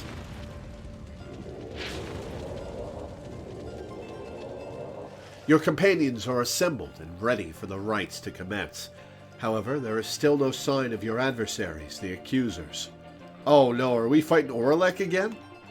The little imp Tizo screeches something, cautioning you all to stay alert.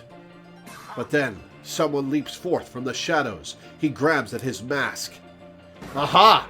Caught out, you miserable beast! I knew it. After all this time, I knew that you were still among their ranks. Tizo is angry to have stumbled into an apparent trap laid for him by Lendl. Silence, fiend. You robbed me of my freedom, my dignity. Your evil shall be ended here and now, and you, Nightwings, shall not deny me thus again. Come then, my accusers, for we face again none other than the spawn of the accursed imp Haub the Swallow. Let us show him now that he is a disgrace. Tizo whistles something angry back at him.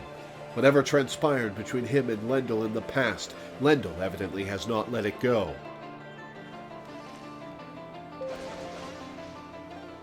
Plus 35 Pyre health.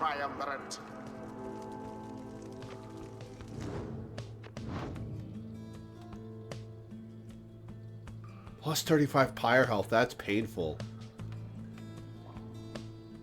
Regenerate stamina twice as often. Little as enemy moving past the orb more quickly.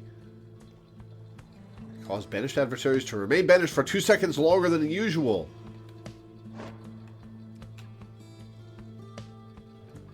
Bearer's Pyre has more health than the adversary's bearer, deals bonus damage plus 6. Good God. It gains 50% more stamina. Power casting. Vispa's aura travels in a wider, longer line. Vispa jumps into airborne adversaries. She banishes them. Ooh. Okay, well this is gonna be painful. This is gonna be painful. We're going Tizo, Ray, Bertrude. Tizo. Ray. Shiru-sama? Bertrude. It is done. Our adversaries are contemptuous indeed. We shall teach them to respect their elders. Nightwings, the wicked fiend you serve is an affront. He denied my rightful freedom in my moment of triumph. I shall never forgive him or any of you. Right, let's kick this asshole's teeth in. Commence. The path to glory lay Alright, bare. let's drop its health below.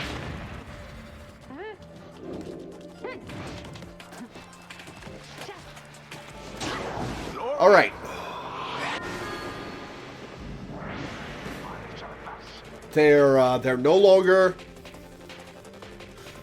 above our health, so they're going to do less damage. Hold still, you misbegotten little pox. We are not finished with you yet. Tizo utters at Lendl a slew of the absolute worst in profanity.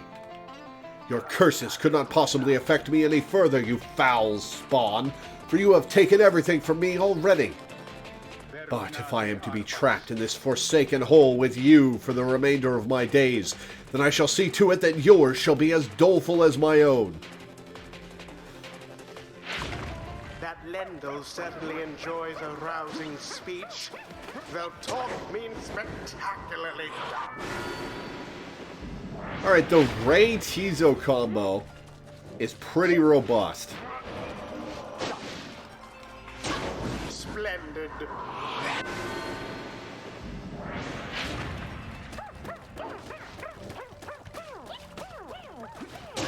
That fire's flames grow weak. Ready to finish them off, Ray? The rite is nearly ended. The orb. Got him. And it is done. Fine, yes, the Nightwings did. Oh, shut up, Brighton. They overwhelmed their adversaries utterly. Yep, we thrashed them. Thus end this night's proceedings. Tizo is very pleased that you prevailed, but wishes to make a quick exit at this time. Blast! Where did he go? Where did he go? That infernal imp! It is a monster in disguise, a fiend, come forth to torment me until the day I die. Lendl storms off in a fit of anger. Tizo reappears once the coast is clear and expresses his gratitude again. What Lendl said before, if Tizo truly is a descendant of Haub the Swallow, then he has quite the legacy to live up to. Well, he sure is living up to it. Tizo is my MVP. Now in the wisdom of the scribes.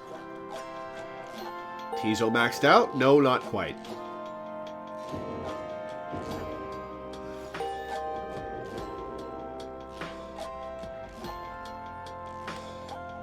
May misfortune find you ere the turning of the Shut up, stars. Brighton.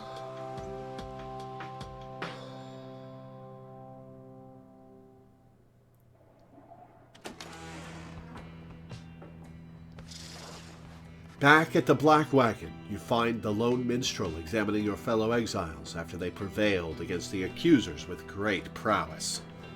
It is plain to you that none of them look well. The lone minstrel notices you there and turns to you. Oh no, are they all sick? Reader, the faster turning of the cycle of the rites has put a strain on everyone. We have multiple cases of banishment sickness this time. It is fortunate that your other companions are available to conduct the coming rite, because I fear that this group here requires rest. You bid Tizo a swift recovery, and he nods weakly in response. That's why I used him this round and not the next one. You exchange a look with Bertrude, who seems exhausted after the last rite. As for Ray, it is clear to you she wishes to be left alone right now. Wait, I only, oh no. I only have 2 people in the next round, huh? You leave the lone minstrel to look after them, and turn your attention to the stars that remain shining in the dark outside.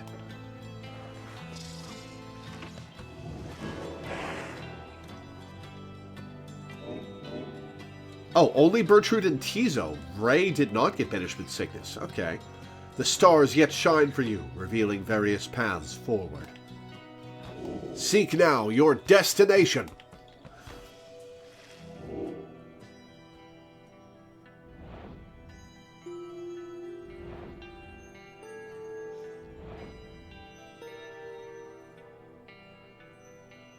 Alright, 3 options.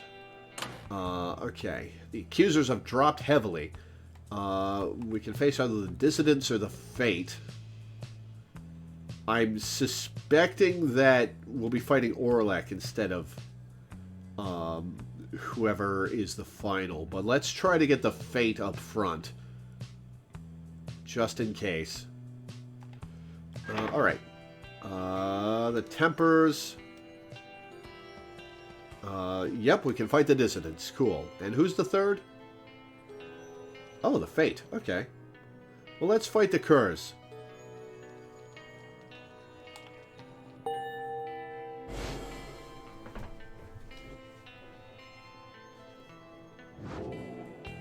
The stars reveal to you a path toward the pit of Milite, where the rites shall soon continue. Come morning, your travels shall continue. For now, everyone needs rest.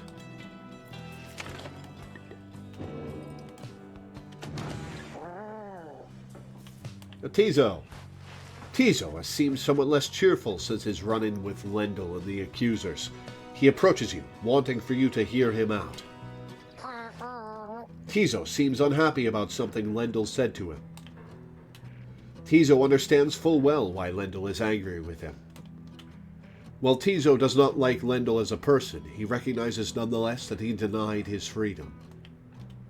It was a liberation rite. He did what he felt necessary. He wanted to help his friend go free. Nonetheless, he still feels a certain guilt and regrets that the rites force exiles into such situations. Was Tizo a Nightwing before Volfred showed up, or was he did he join after Volfred?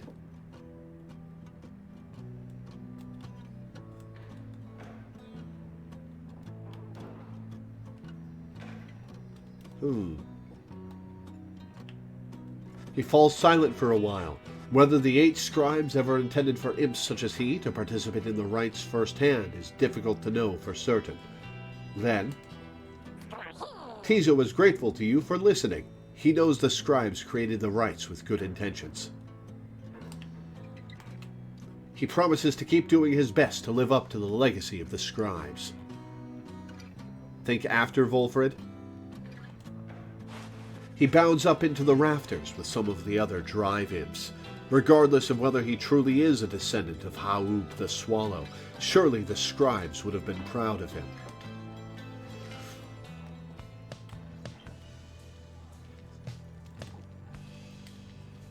So the last liberation rite that the Nightwings were in before Headwind's crew took over was against the accusers, huh? Sandra Status arguing with a phantom. Talk to me, Sandra. Can't talk to me, alright. Book! The accusers, in the words of Haub the Swallow, the accursed. The accusers formed under Golathanian. He is a big man. He values justice, loyalty, steadfastness. Golathonian. He says that the accusers take their name from one of his most accomplished legions from his former military days. All among them, in fact, served the Master General at one time. They represent the stoutest-hearted people of the Empire, who held true to Muir and Golathonian to the end. The golden colors of their raiments are reminiscent of their old shining armor, is his claim. Ever shall they seek out those with the truest spirits and the strongest sense of purpose to replenish their ranks.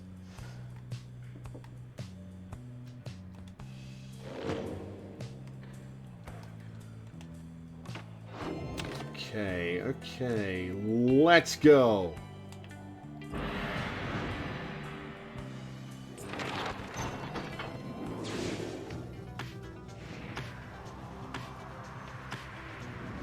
Oh, we're already right here. A gloom hangs thick above the pit of Milite and all around it. You are brave to seek your adversaries here again, reader. Many in the downside believe it to be nothing other than a foul den. They take the tales of Ishlock Astroborn to be mythology, embellished through retelling over time.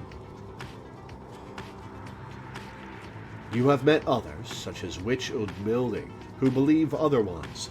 Although, whichever their beliefs, I know of none who would go near the place unless the stars demanded it. Thus shall your coming right against the dissidents take place in complete secrecy, as always the rights have.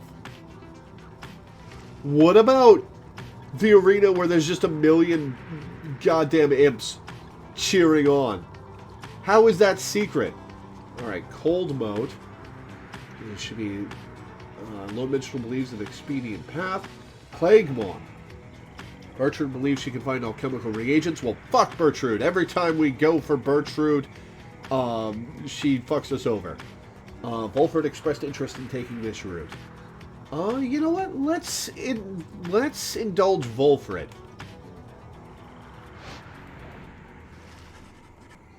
You arrive again in the muddy bleakness of Flagging Hands, already anticipating the sinking feeling that comes with the place. This time, Bertrude has something to say for it. We shall show ye how to withstand the less pleasant qualities of this locale. She reveals various salves and minor enchantments that help to counteract the spirit-draining effects of the region. Soon, everyone is feeling better, if but for the assurances. Shall not suffer penalties to hope in this region. Thanks be to Bertrude!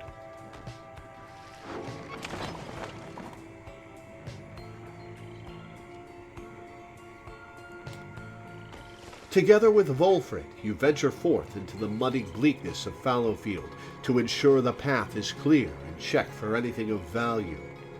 A brisk walk does wonders for the soul, wouldn't you say, my boy? You sense Volfred's spirits lighten to some extent. The survey is brief and uneventful, leaving you with time enough to pursue your vocations upon your return. Volfred gained 1+1 hope for the next right, which is good because we have to use him. Alright, let's get Tizo to rank 5. Tizo would be pleased to go over the finer points of the rights with you. Master of the Rights. Rank 5 with any exile. Oh, doing a whole shonen power-up, huh? A hidden power. Terrible, unbridled fury seems to have awakened within Tizo. All in all, he seems very enthusiastic about it. Alright, what are our options? Tizo's Implode ability can banish adversaries in a much wider area. If banished, Tizo drops a moon sign allies can instantly transport 2 from their pyre. Let's make him explosive. Tizo was letting what you said of banishment sink in.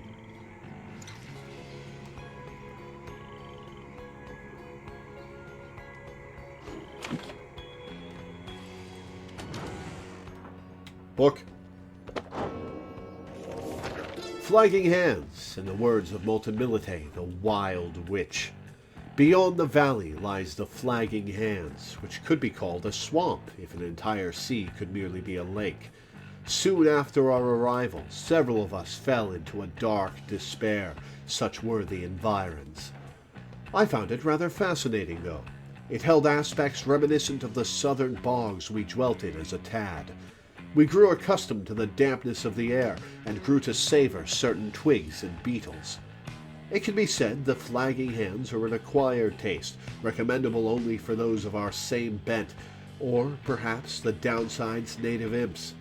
The sea surrounded the environs on 3 sides, appearing insurmountable at first.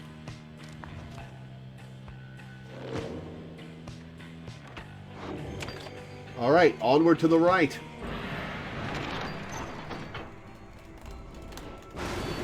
You are nothing. Oh shit. Nothing but a mindless cripple.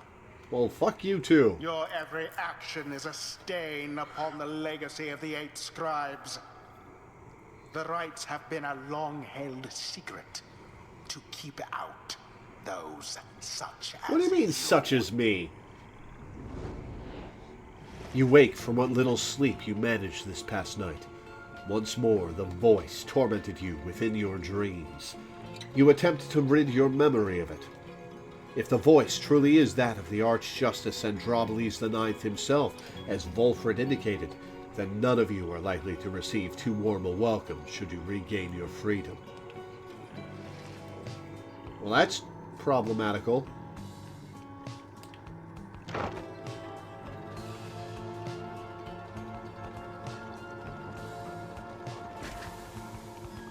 Here in the poisoned lands of flagging hands, you encounter a messenger imp come to deliver news and rumors from the other side. Yeah, how's Hedwyn doing? The news this time pertains to Hedwyn, whom you liberated at the fall of Solium. You learn Hedwyn returned safely to the Commonwealth, where he was clothed and welcomed, his past transgressions all forgiven. He was to be groomed for a leadership position of his choice, whether on the Council or the Blood Border, each equally as lucrative and secretive as well. However, he refused, and before the stunned council members could do anything about it, he left them. He since made contact with Volfred's agents and is working together with them. Thus, the ranks of the revolution grow stronger. Per the messenger imp custom, the last part of the message was transcribed from Hedwyn, word for word, and says, "Keep going. I'll see you here." You thank the messenger imp for relaying this information. Soon, your companions are all abuzz about it. I always thought Hedwyn was looking for someone out there back home. Do you think he found her? Tizo is happy to hear Hedwyn is well back in the Commonwealth. May that boy's spirit infect a lot of ye, as would a plague. That is probably the most positive thing Bertrude has ever said. Well done, Hedwyn, my boy. I knew you could do it. A glorious example Hedwyn sets for all of us. The news of Hedwyn's liberation fills you and your fellow exiles with newfound resolve. Companions gain +1 hope. Alright, we're going to do a quick practice session and use Volfred so I can remember how he works.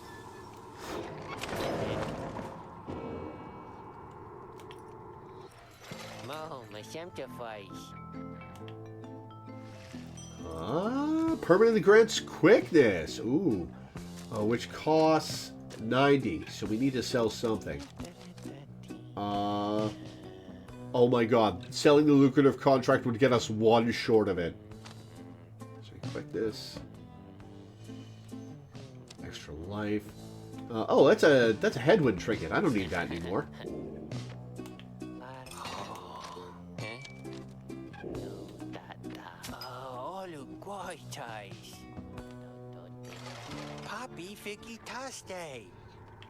Page revealed downside dining. Alright, who are we giving quickness to? Why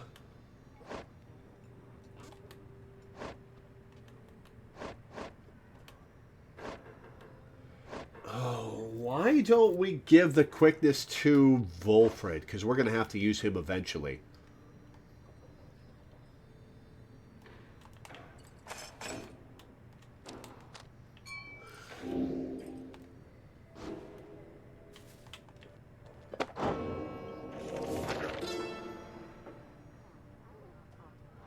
Downside dining, in the words of Jomur Menimate, the Alpha Chief.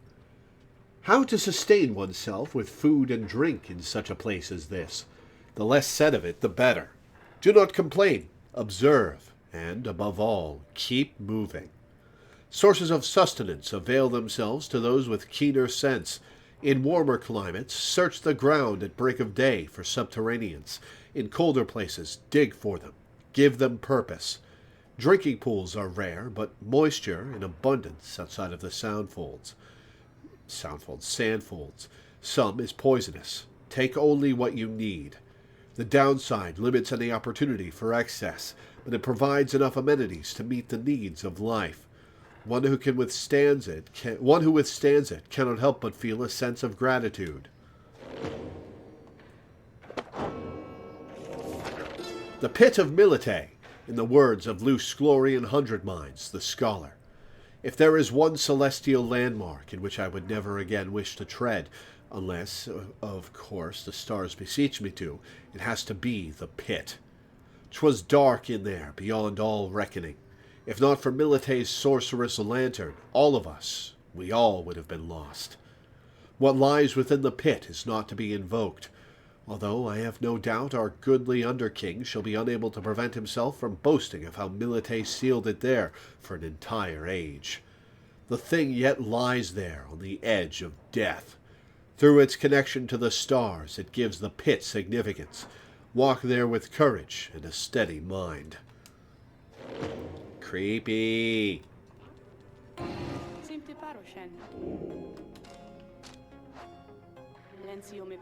I wonder if I'm done talking to Sandra. I hope not. She's cool. Alright, let's do it.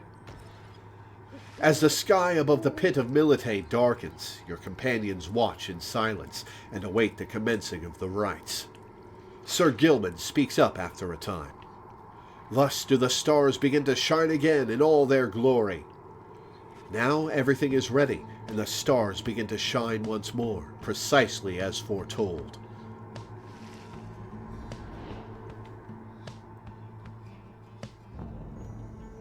Anyone new? Nobody knew. Okay.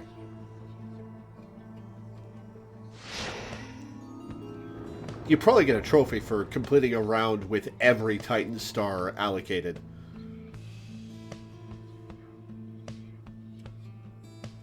That missing chapter in the book, if you play with the Titans... What? I am still very cross with you. Yeah, I know, Brighton. Shut up. To think I saw in you a worthy heir. Not just to the legacy of the Nightwings, but to the future of the Commonwealth. That traitor Volfred. Only a fool would be seduced by his audacious promises and his dangerous ideas. That, dear reader, would make you a fool. Better a fool than an asshole. I have no choice but to explain it thus, so even you could understand. Now for this blasted rite.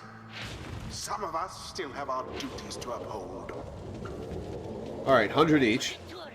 That missing chapter in the book, if you play with the Titan stars, you get pages about the different Titans, and Orais bragging about how the team killed all of them.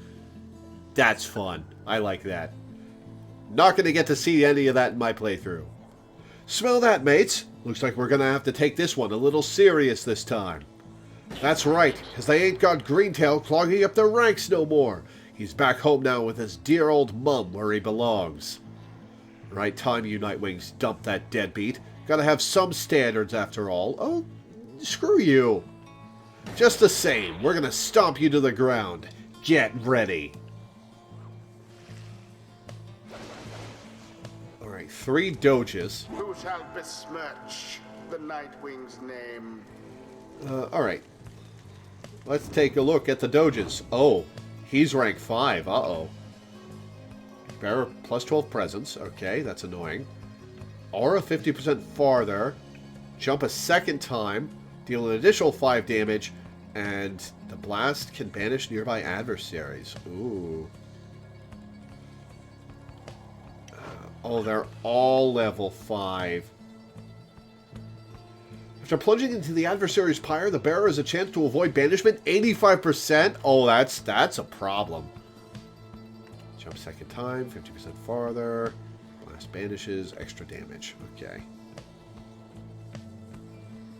They've only got 15 glory, though, so that's helpful.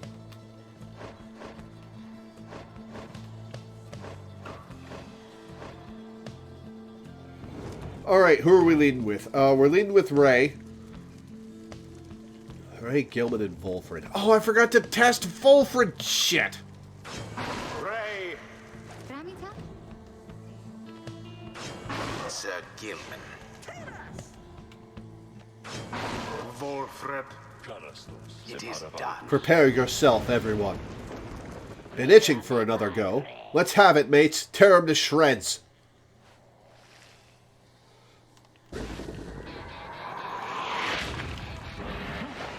Commence.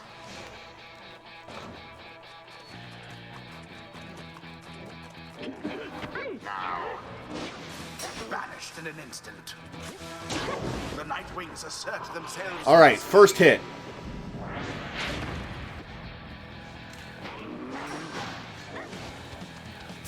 Stand not in glory's path.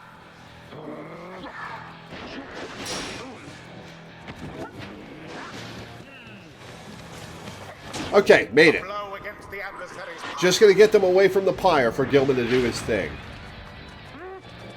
Oh, Ah, shit.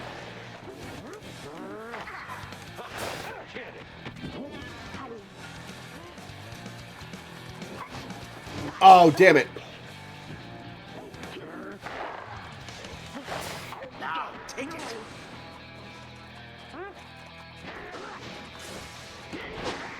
What? I was in the pyre.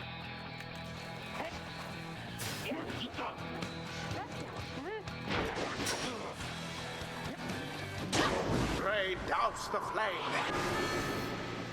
Okay. You're really gonna make us work for it, this. Is that right, mates? Well then, we got our work cut out for us. Didn't have the ball? I didn't have the ball? God damn it. I thought I passed it to her.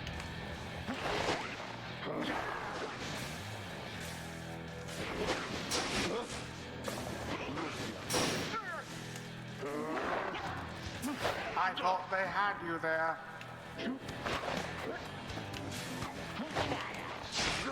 Man, Volfred sucks.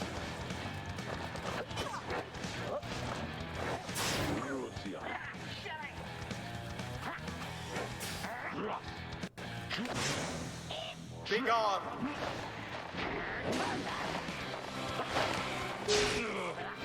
God, Volfred sucks.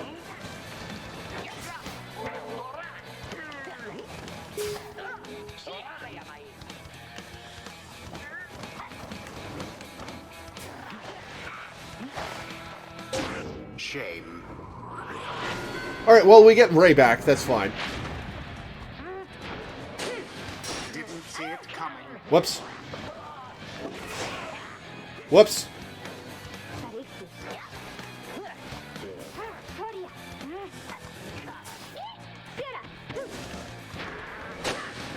Sorry, Volfred.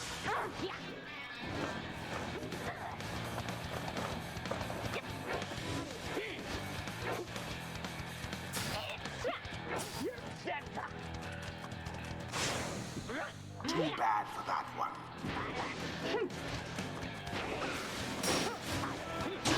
Ray did it. Okay. Now end the ceremony. There.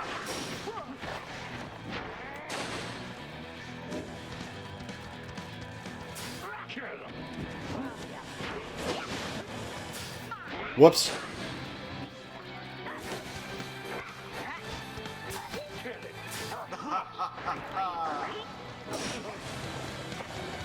And it is done. Whew, okay. The Nightwings. That was tricky. Mayhap the scribe shall simply smite them down next time. The rite is ended. The rite is ended. Oh, you think you're better than us because you beat us fair and square here, is that it? At least you got me blood to boil a bit. There is much to learn from this experience. Alright, Ray's probably got one more fight before she maxes out as well.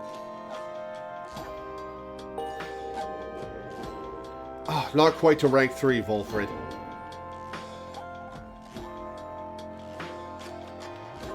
You may go now, at your earliest convenience.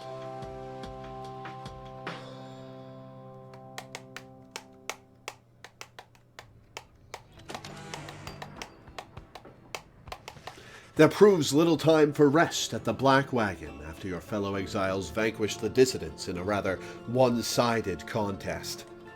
Those afflicted with banishment sickness seem to be doing better, at least, and express gratitude to Ray, Sir Gilman, and Volfred for their efforts. Just then, the lone minstrel appears before you. No words escape his lips. You can guess full well what he has come to indicate to you, and follow him back out into the darkness. The stars above seem to be few and fading, and yet one still shines defiant. The path to freedom reveals itself once more. Seek it out!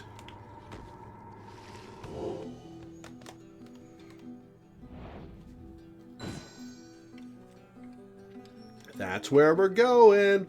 Alright, we are facing Dalbert. Unless we face Oralek.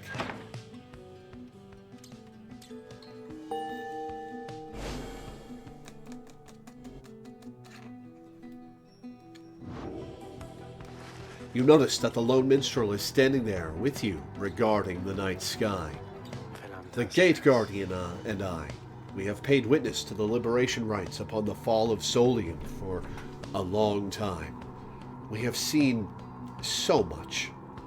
And so, I am a bit taken aback is all, to see something which I have never seen. You look upon the stars together for a while. Then, I wish for you good fortune, and the wisdom of the scribes on your ascent. The lone minstrel leaves you there alone under the night. It has grown very late, and you need rest. The Black Wagon shall have to take flight again come morning.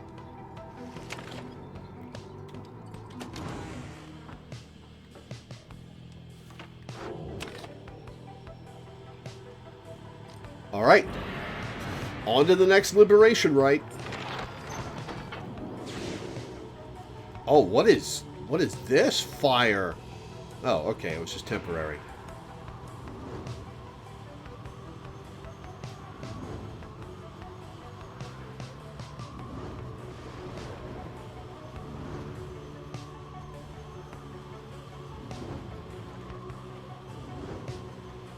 All right.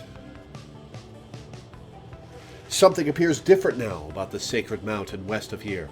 The lands near Emperor's Ascent and Emperor's Fall appear ashen. On the other hand, the once precarious regions below, which you know as Temple High Road and Temple Cistern, seem swept clean by the elements. Volfred observes all this alongside you. It is as though the entire downside now is well aware that soon the cycle of the rites shall cease to turn. The weather lately has been very much unusual, to say the least. In this case, however, it appears to have afforded us a bit of a shortcut. We should be able to make landing closer to Scribe's Gate now. So fewer buffs for this final, or possibly final one. Just as well, I think all of us are feeling rather more on edge these days. A swifter journey to the summit means that we can all conserve our strength for the coming trial. Alright, High Road. Teasel shall gain favor from the scribes.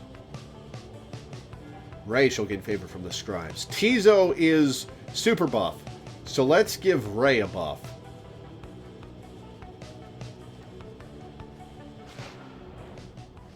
You arrive once more among the old masonry of Mount Elodial.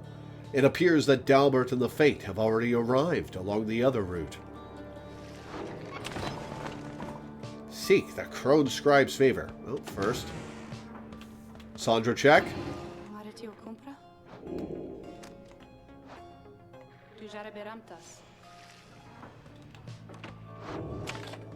Seek the Crone Scribe's favor.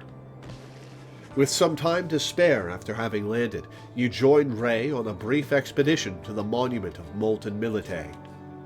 O scribes, how can I better serve your will with my remaining time along this path?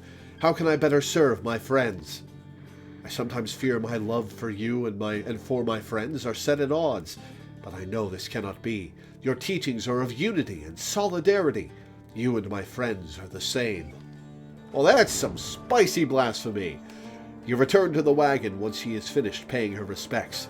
You have occasion once more to pursue your vocations. Ray gained glory for the right. Ooh. Alright. Let's pump Ray up to rank 5.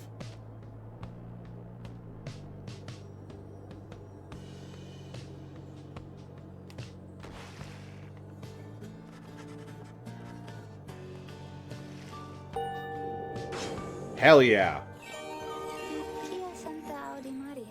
Blessed are the scribes, whose eternal wisdom shines upon us through the stars and illuminates the path to our salvation.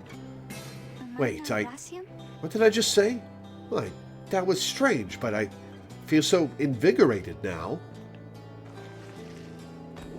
Alright, options. Jump or sprint. Charge time is gone. Leap toward the orb as she salutes. Alright, well.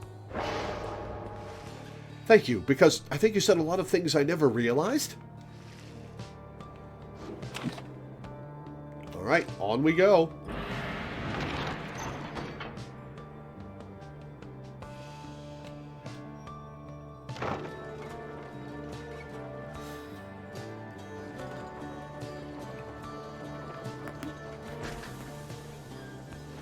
Again, you stand before Scribe's Gate, where the Gate Guardian regards you all above an archway carved from stone. The exiles of the Nightwings, you must know by now that once the stars no longer shine, the rites shall cease. For now, step forth. Except for you, Tariq. You stay right there. Greetings, Celeste. The Nightwings are prepared. And as for me, you shall not blaspheme under the gate again. Do we understand each other, Tariq? Aye, Celeste, I apologize for my behavior before. I shall adhere more strictly to my duties. Be sure of it. Man, shut down! Now, each of you, come forth. Please state your names and what is it that you seek whilst crossing Scribe's Gate. One by one, your companions cross the gate until it is your time to do so, and you follow them in turn. The Gate Guardian regards you all, then waves you through toward the summit. The 8 scribes bid the Nightwings welcome. Go forth with glory. Am I free to accompany them, Celeste? Or shall I remain here? She looks at him a while. You are free to accompany them, Tariq. As you will, Celeste. Until we meet upon the summit, then. Yeah, poor bastard.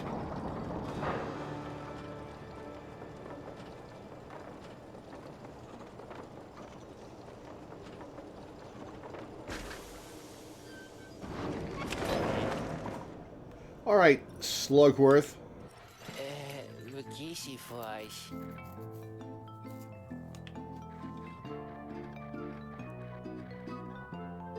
A sail! Ooh! Go for it.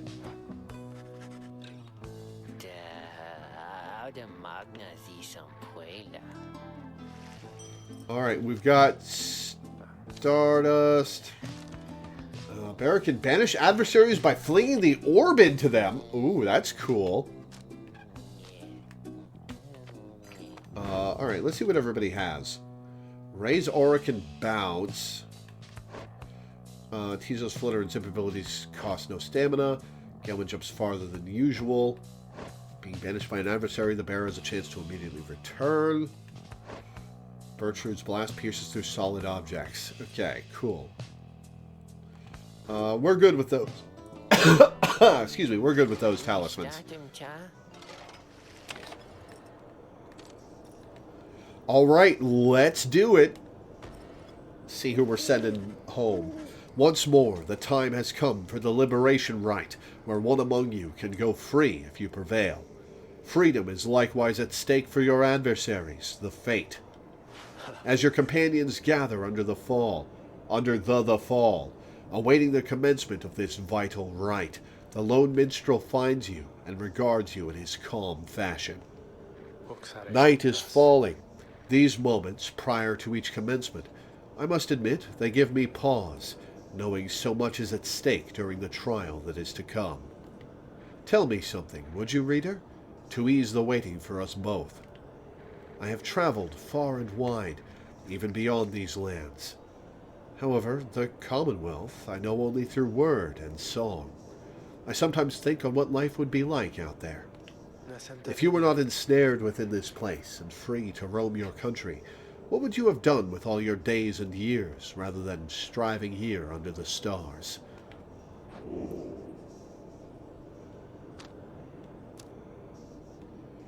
Ooh. Simple life on the farm is not my thing. Sailed across the seas. There's a possibility. Get away from the people who don't want me to read. Retired, gone where it is quieter and peaceful, and enjoyed the stillness for a while, where I could read. Obligation to correct the Commonwealth toward a better course.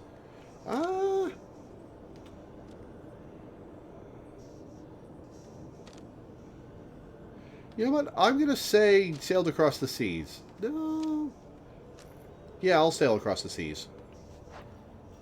The Sea of Solace does not compare with the vastness of the oceans on the other side. You oft wondered at what mysteries they hold, and thought perhaps you could have found them out. I understand the yearning to explore, particularly if exploring could be done on one's own terms. The life of the sailor, then.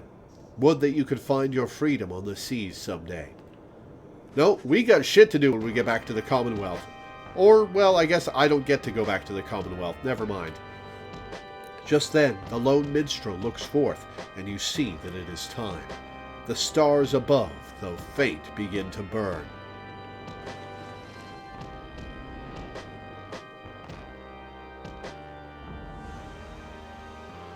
Oh man, what if it does go down past 3?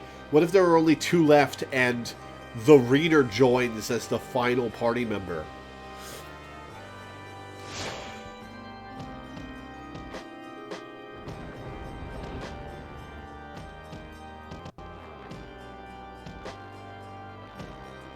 Alright, let's... I guess it said we did see Dalbert, so I guess we're not fighting Orlek this time. The stars that yet remain aflame align once more over the sacred fall of Solium.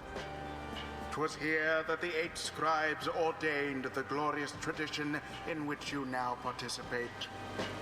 The glorious tradition which you and that instigator Wolfred seek to undermine. I like that the narrator is a character.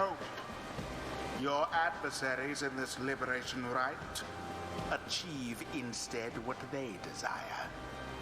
May the fate soon quench those flames of yours. Let us get on with the proceedings. Tizo only, no items, final destination. The pyres burn, and each of the triumvirates is present and prepared. I concur. The pyres burn, and each of the triumvirates is present and prepared. Then, anointed one of the Fate, come forth now and declare yourself, and pay any respects you have unto your adversaries, the Nightwings. The bent old cur, Dalbert, steps forward and struggles for a moment with his mask. Greetings, good heralds. I am called Dalbert Oldheart. It is the greatest honor of my years to stand upon this sacred site, upon which the 8 scribes first anointed these glorious proceedings. Nightwings, we are honored to be in your presence once more. Father, they are our adversaries, not our hosts. We need not be so gentle with them. They shall do their utmost to keep you from your freedom. Dalbert, your son speaks out of turn. Control him. My sincerest apologies for this unnecessary outburst. Almer, please, we have worked toward this opportunity. We must make the most of it. He puts his mask back on. My son and I stand ready to begin.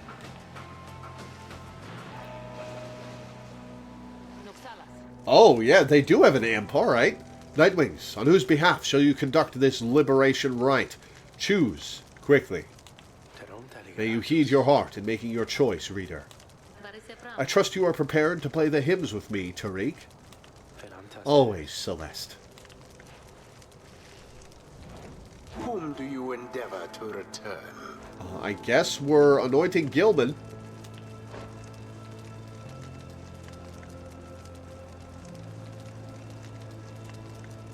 Yes, we're anointing Gilman. Sir Gilman. Has this knight at last regained his honor? Let us now find out. Who shall be at his side? And Ray? Ray. Me? Of course, I'll do my best. This is important. And Tizo. Tizo. Tizo is anxious to see Sir Gilman return home this night. If that is all, then. We give thanks to have this opportunity to face you, O Nightwings. Now, let us strive to our fullest capability, with honor and with grace. Save your strength for the right, Father, and for the voyage home. Let this be our final battle against them. Oh, I should have checked Dalbert and Ulmer. Commence.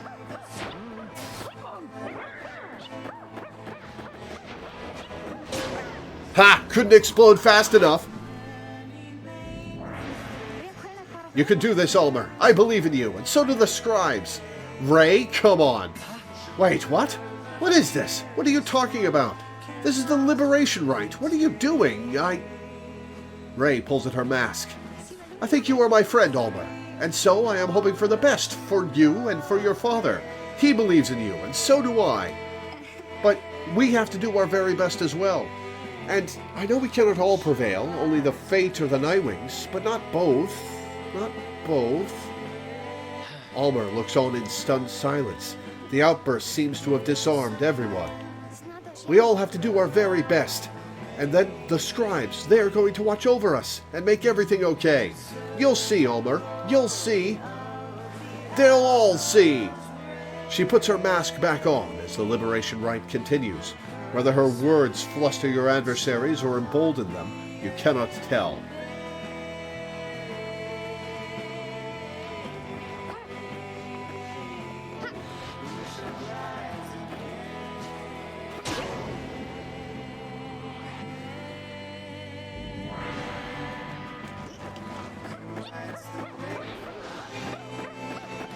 Oh, oof, oof.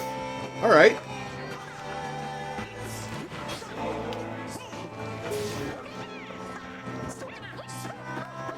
All right, which side am I approaching from? Up here. Ha-ha! Hear us now, O noble Jomur, for we beseech you. Surely we cannot prevail without your aid. If ever you have heard my prayers, I beg of you, please smile upon us now. Whether from his prayer to the scribes or simply from Dalbert's resolve, something comes over your fellow exiles here. If they are banished now, they shall not soon return.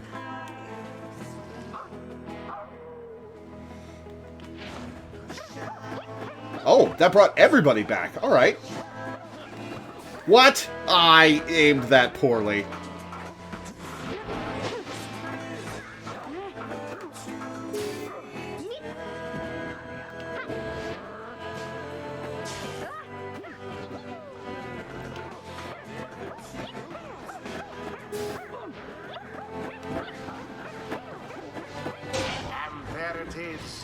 Sorry, Dalbert.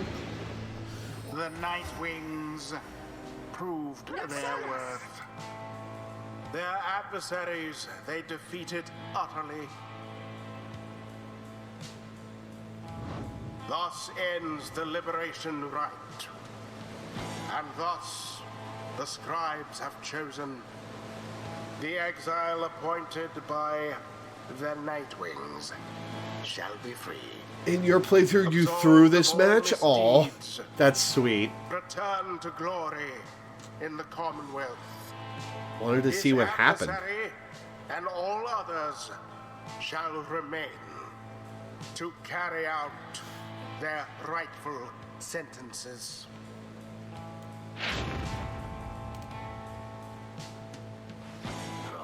Alas, my son, once more it seems that I have failed you. Father, wait! What good is freedom to us anyway if we would be apart? Now you realize.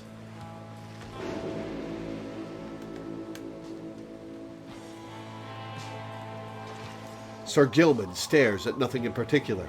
You sense he is still taking in what has transpired and what it means for him. So then, this night, he is to be free? He is to be free? Nay, but that would mean... Why, that would mean his honor is restored. One cannot go back unto our commonwealth by any other means. This night's exile was self-wrought, his disgrace profound, that he has been atoned under the eye of the Under-King and those of all his noble comrades. He begins to grow very emotional, and then... I never noticed how scarred up Gilman is. Damn. This knight loves you all. He loves you all, that you would strive for him and let him join your noble quest. This knight does not feel as though he is deserving of this outcome, yet the result appears inarguable. Even now, this knight is drawn into the Shimmer Pool. Our time grows brief. Therefore, know this, beloved friends. This knight shall ever strive on your behalf there in the Commonwealth. Though his honor may have been restored, his true journey only now begins. And so, good friends of the Nightwings, this knight must now bid you farewell. However, the bonds we form together shan't be broken by mere distance, nay. Strive on, good friends. Strive on! You can still hear Sir Gilman as he vanishes into the Shimmer Pool. If this lowly knight could have achieved such glory, surely can you all. For now, farewell, farewell. Sir Gilman earned back his freedom. May he return in glory. Godspeed, Sir Gilman. Perhaps the scribes are watching even now. Watching as their glorious tradition draws to a close. It's drawing to a close because they know we're about to overthrow the evil government. Ray cannot rise in rank. Tizo cannot rise in rank. Protrude.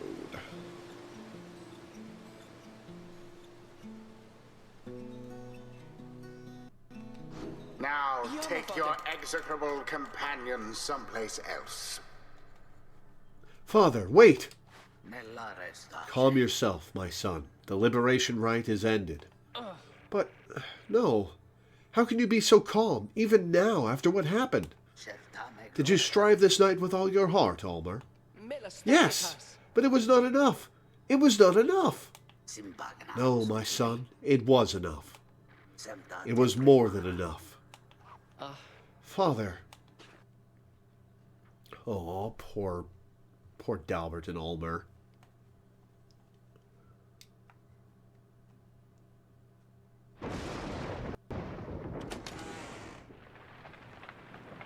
You prevailed in the liberation against the Fate.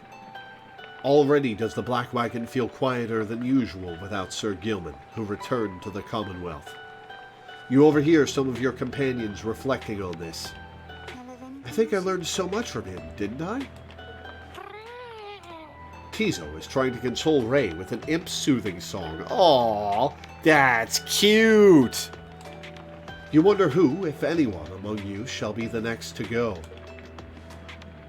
Our plan approaches a key turning point. Let us ensure it soon comes to fruition, not only for ourselves here, but for our companions and our loved ones in the Commonwealth. Plan has 80% success rate. Cool. But we have little time now for reflection into this. Look yonder, reader. The stars demand we go already. Let us help them usher in the end of all of this. You turn your attention to the glimmer of the stars. Their current rate of disappearance suggests another liberation rite shall be coming very soon. A few remaining stars still shine for you. Find your way among them. Hello, Hyena. Welcome.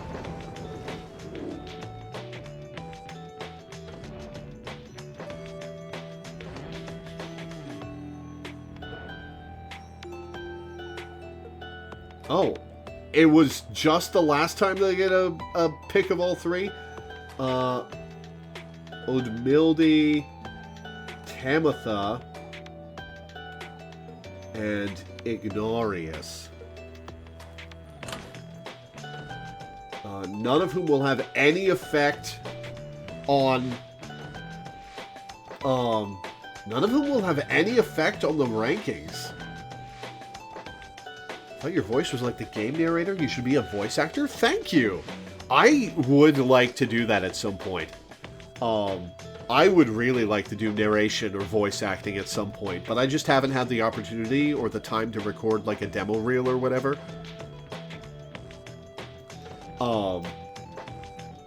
But that feels really good to hear, Hyena. Thank you.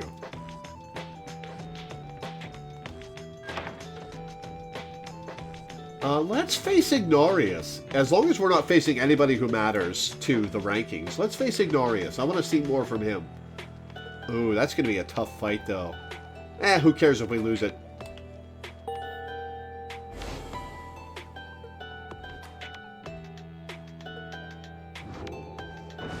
Now the stars bid you to return to the Ridge of Gold, where you shall stand against the Tempers once again. Your adversary, Ignorius, likely knows the cycle of the rites is drawing to a close.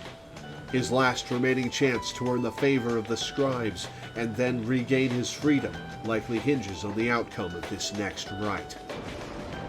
The cycle of the rites is soon to end. The exiles of the downside striving to be free, your adversaries, your companions, even you yourself, are running out of time.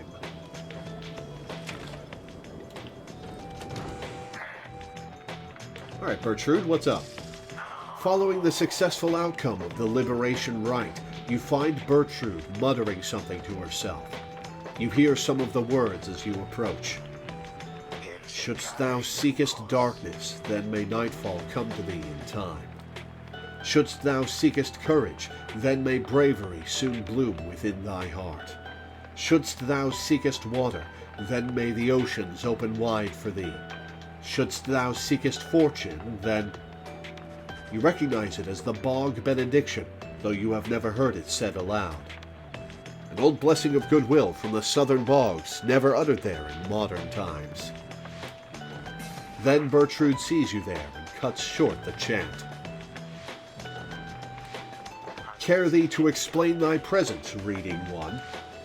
We were amidst an invocation, which must now begin anew. 'Tis for the Worm Knight, if thou needest know, to speed him on his homeward journey. The Worm Knights are a distant kin. Unlike their ilk, ours have but passing interest in the sea. There, within the depths, we have long seen that which is to be seen. Nevertheless, the distant kin is kin. That foolish Worm Knight. Surely he could never have survived his years if not for divine aid. Thus we provide him more. Then, perhaps, the Worm Knight, easily underestimated as he is, perhaps he shall turn out to be of some small benefit as part of Sandalwood's designs. She glares at you intently for a moment. Mistake thee not these actions for affection, nor for a longing for the loudness of this place to escalate ever again to volumes such as only his incessant shouting could achieve. Now, leave us, reading one. The invocation must be finished ere the Worm Knight finally arrives upon the shores beyond this land before his homecoming.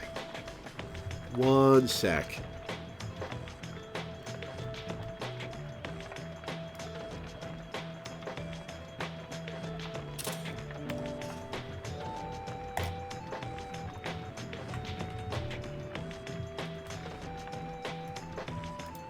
Alright, bring chat back.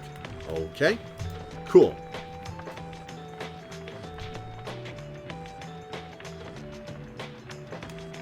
She turns away from you, and then begins her chant again. Shouldst thou seekest shelter, then may the elements be merciful to thee. Shouldst thou seekest kinship, then may thy kin hold memory of thee. Shouldst thou seekest darkness. You leave her to the benediction. The Worm Knight's absence is already felt. You know, however, that he will strive with all his might on your behalf there, on the other side. That's sweet. Bertrude cares. On history, in the words of Triesta Tithys, the Blessed Boar, this book cannot accompany you if you should earn your freedom. It is to remain here for your successors, for it is bound together inextricably with us. There is no sorcery, however, to prohibit you from spreading forth its teachings. We charge you to go forth and share what you have learned along your path. Reveal not the rites themselves, nor the existence of this book. Transcend its bounded limitations, for it cannot be transcribed. Any such attempts shall fail. Beware of those who would dare to read it on the other side. Under their guise of seeking wisdom may yet lurk a much darker desire to undo that which we strive to do. Well, you're the ones who set up this shitty system that's been self-perpetuating for centuries. I say, upend the whole thing.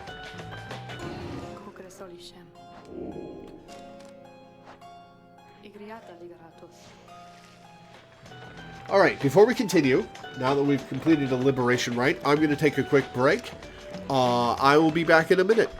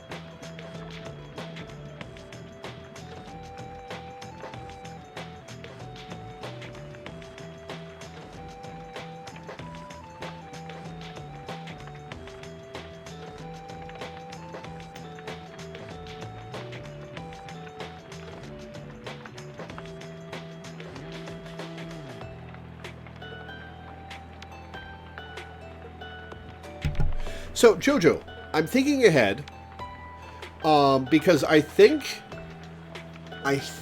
I'm almost done with the game. And yeah, you can answer this question if you'd like. I think there are only 2 liberation rights remaining, because there are only 4 characters on my roster left. If I do one of them today, and then one of them at the start of next month's patronage, that stream will only be like an hour and a half long.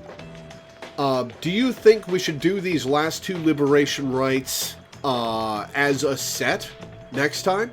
And just add an hour to next month's total?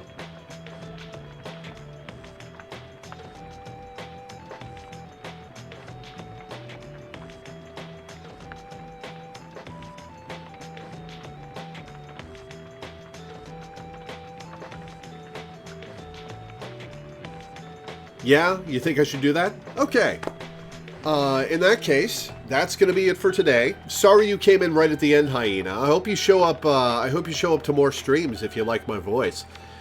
I'm going to read off the schedule and get off. Before I do that, I would like to plug my Patreon, which you can find either in the description of the YouTube video or with the ! Patreon command in Twitch chat. I make my living off of Patreon, and I don't really make that much money. I make enough to survive, but I haven't been able to put anything in savings for really the last decade. I ended March with $15 in my bank account. If you could pledge even $1 a month, $1 per stream would be fantastic. Any amount helps me out and helps me get to a more stable place financially. And I appreciate everyone who pledges. Every amount I get, I'm grateful for. As for the schedule, tomorrow is going to be The Walking Dead for a patron at 1 p.m. EST. Tuesday will be Zero Escape, Virtue's Last Reward at 1 p.m. EST for a patron.